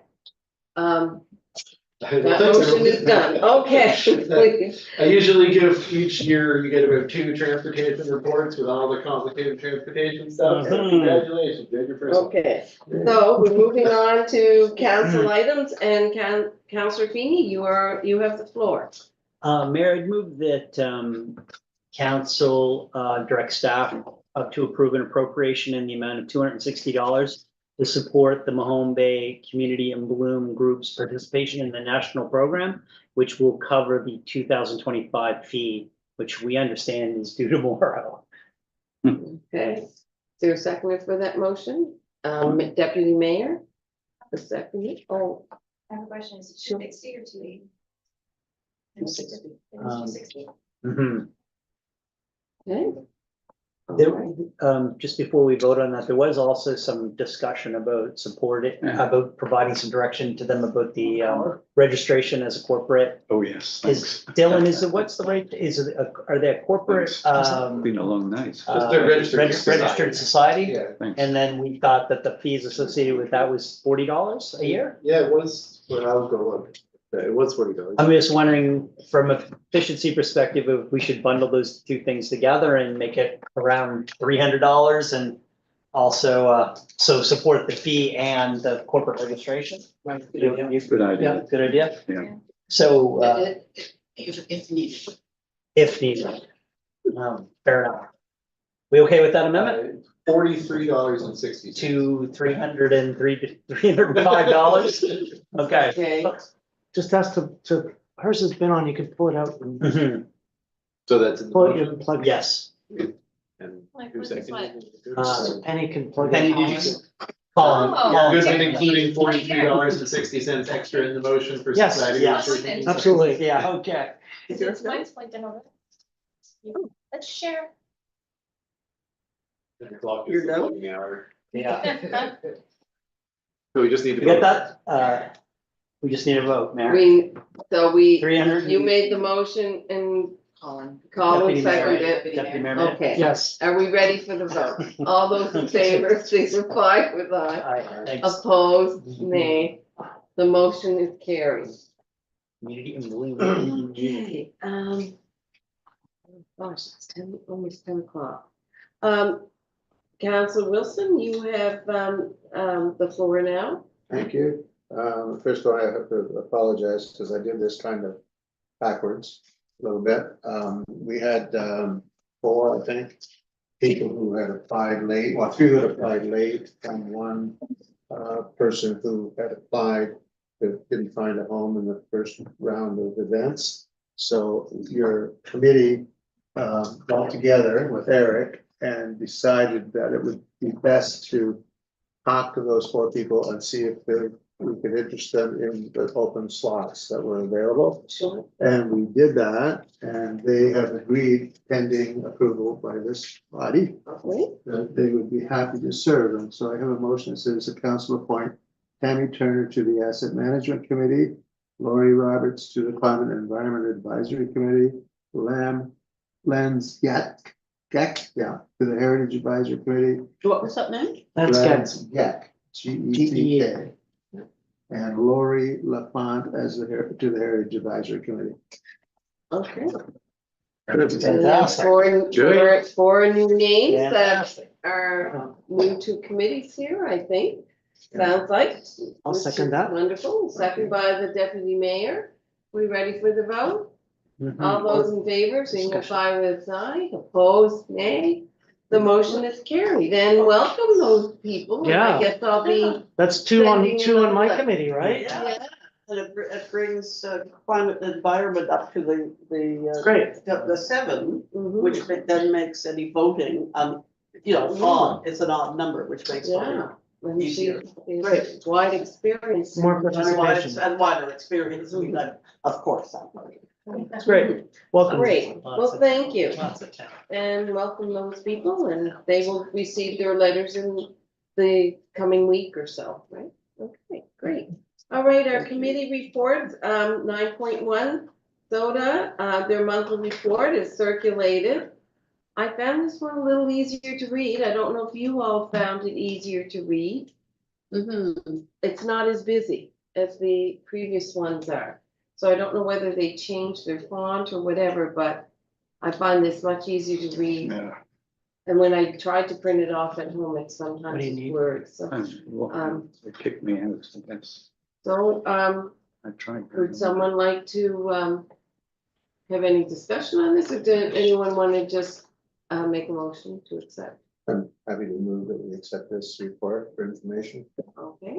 Oh, could I add a discussion? We I'll need to second second. it. Okay, second by, the deputy mayor. Yeah, I seconded it. Yes, So- you so wanted it seemed to. like you wanted to discuss it. Could we, would it be possible in the future to have maybe the last two reports together with the current one? Because it would be interesting to see well, not Comparison. interesting, but it'd be cool to see the comparison if numbers are going up or down. I suppose it's on the website, right? But if you just threw it in here, the last two or something would be. Try my hardest. Yeah, they're in the website, but they're only in the website in the package, so it would be harder for you On to. the like- soda But you website. could also look at their website. Yeah, it's just if they were right here, I mean. Yeah, just a matter of us trying to remember to do it, should be, remind us again next month. and we can- Okay, Okay, that's all. Well, another way of doing that is to ask Soda if they could actually plot a graph.